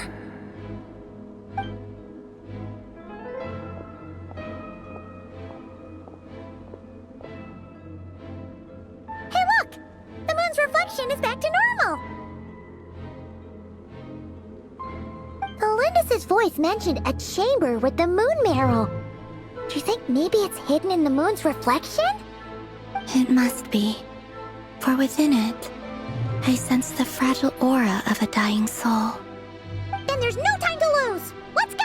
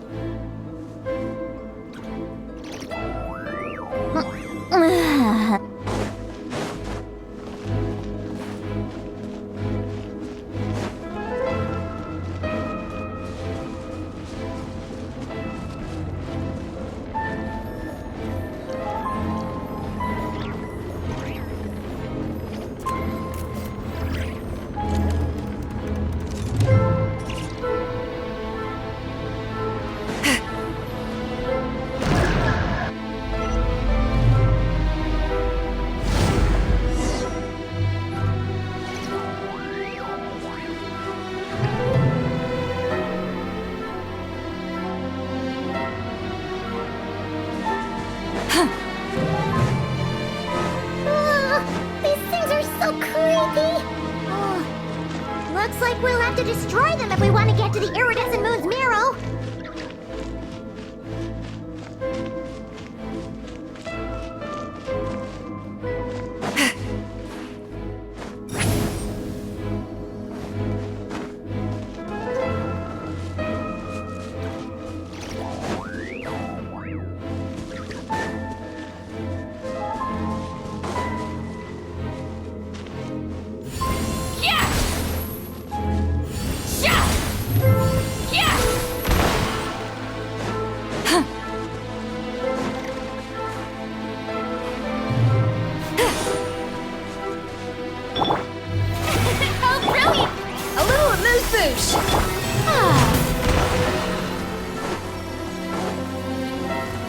That must be the iridescent moon's marrow! Oh, we'll need to destroy these things before we can reach it!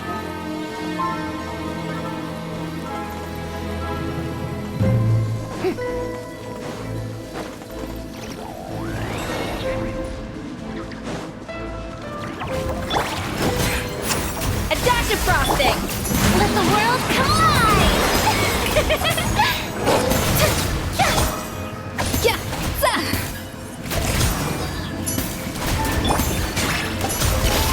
Another star goes out!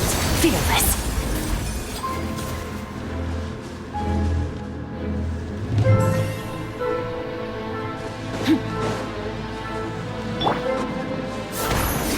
Strike a pose!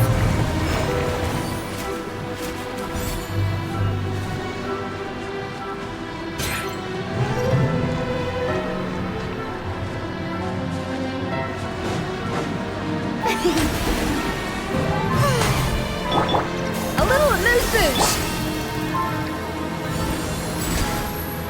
Rise like smoke! Ha!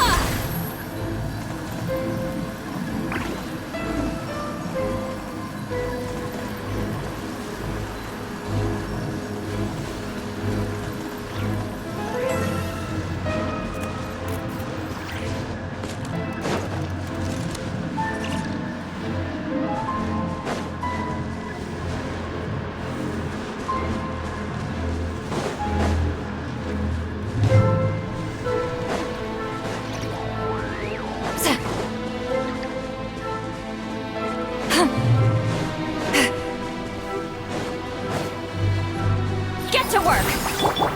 Shower me with praise!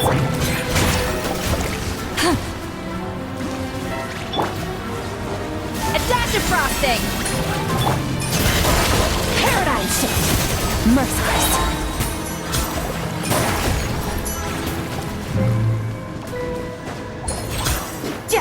Hang in there! We're so close!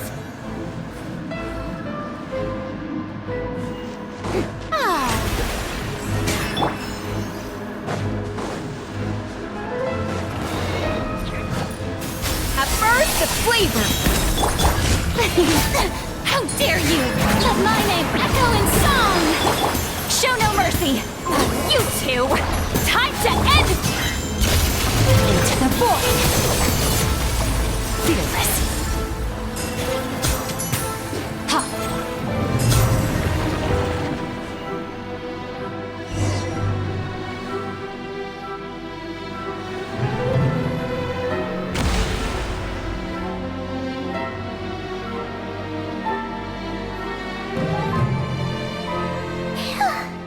We finally did it! The iridescent moon's marrow, still burning away like an undying flame, yet now contaminated by the abyss. It has taken on a new form entirely. If we can purify the abyssal power within, we should be able to obtain its untainted essence.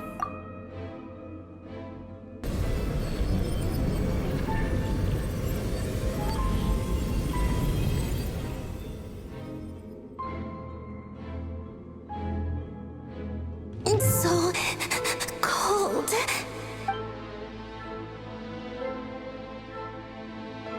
Is it you?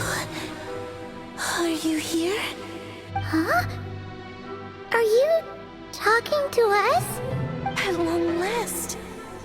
I can see you once more.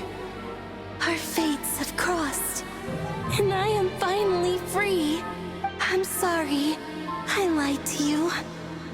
Even knowing what was to come, I still couldn't let go of the fear in my heart as death drew near. The moment the moon shattered, my body began to split apart piece by piece. Like I was being cut into pieces by 1,000 blunt blades. My thoughts scattered as the cold crept in. But I could not bear to fade away like that. Tell me, what was it that brought you to us all that time ago? If only I had possessed your courage, then I might have been spared this torment more painful than death. You look so puzzled. That's how I felt too when I first saw you. But trust me when I say that everything happens for a reason. Farewell, Hypo.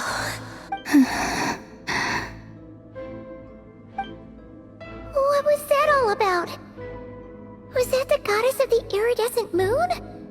Oh, it sounded like she was speaking to a long-lost friend. But none of us have ever met her before, right? Perhaps. She took me for the goddess of the frost moon she once knew. For a fading soul like hers, our auras must be too similar to tell apart. But anyway, we've got the iridescent moon's marrow now. That should help you regain your strength, right? Alright, time to leave this place and meet back up with Arlecchino. Let's go!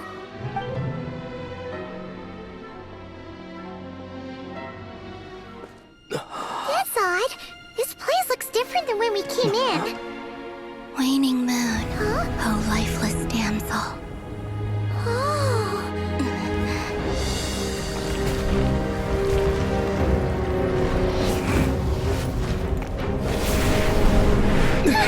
Hurry! The place is collapsing! It wants to trap us here. Who's it? The Abyss? Now we've taken the moon marrow. All that's left here is a dark will. It will show us no mercy.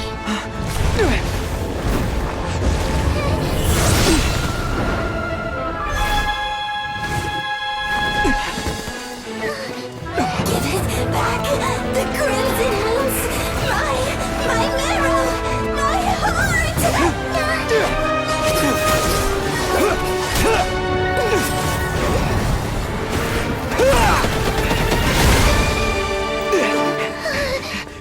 Finally! Huh? Oh no! The exit's blocked! They're back! Now what do we do? This is where you fall. Witness my rise. Hey, What are you waiting for?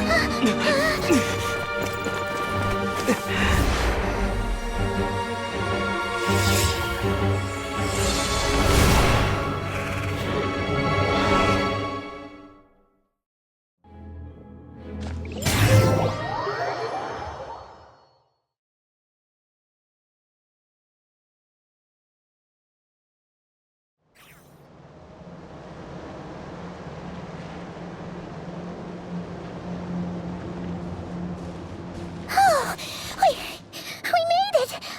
Was that you, Arlecchino? Did you save us? Wait, your hands! They're... Oh, this? Don't worry. It's a small price to pay. The Abyss wanted to trap you inside, and I defied its will by bringing you out. No wonder it's a little angry. No. I have paid the price, albeit a small one, and it cannot be undone. My hands have already fused with the Abyss. Purification would simply destroy whatever's left of them. But surely... Oh, we're so sorry, Arlecchino. Paimon can't believe you'd make a sacrifice like this for us. As much as I'd like to call it a favor, the truth is I was simply holding up my end of the deal. Well, Columbina. Yes, you did your part. And as promised, I will leave the iridescent moon's marrow in your care. From this day forth, may the two worlds' flames burn ever more brightly.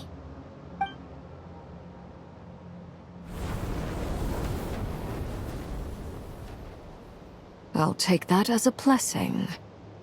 Now, Columbina, give me your hand. Accept this moonlight I offer in return.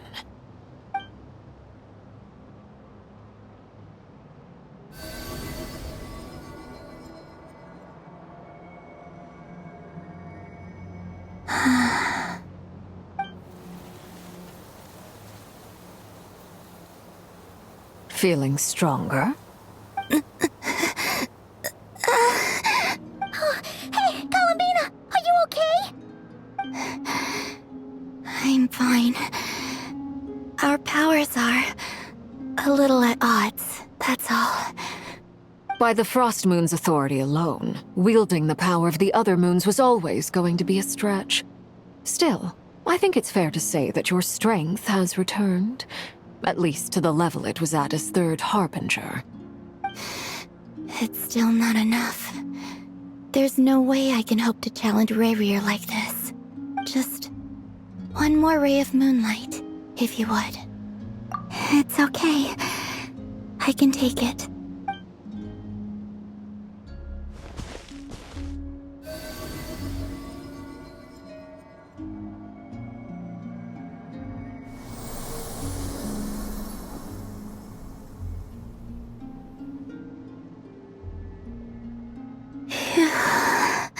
How about now? Fighting fit? At the very least, I won't have to stay hidden like before. I want to see him gone from Nod Krai. The Rerir of Solnari and his wild hunt must be sent back where they belong.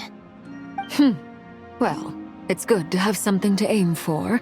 You certainly seem more alive now than you did earlier. When I first met you, you didn't strike me as a ray of moonlight. More like a wisp of fog drifting in from who knows where, ready to scatter at the first sign of a breeze. But now, you're full of vitality, just like the Frost Moon, once the brightest of them all. May you keep shining, Columbina. This is who you are. Thank you. Look after yourself too, Arlecchino. I know you have plans of your own, and that's why you're always seeking to grow stronger. But whatever you're after, don't let the Abyss take a hold of you. I do not wish to see you go down the same path as Rerir. I appreciate the concern, Columbina. Although perhaps it's time you took a new name. A new name? Kutar, the Moon Maiden, Columbina. They're nothing more than code names. They describe who she is and the roles she's played, but they're not her real name. We often use code names in the House of the Hearth, too. But it's knowing your real name that keeps you grounded. Up till now, you've been living a wandering life, so you've probably never really cared. All I'll say is this. Once you've defeated Rerir, give it some thought. All right, that's it from me. I'll get you back safely first, then go meet up with Sandrone. You're the best! I appreciate the gesture. It speaks to your good character. Anyway, let's get going. There are more urgent things to do right now than trade compliments.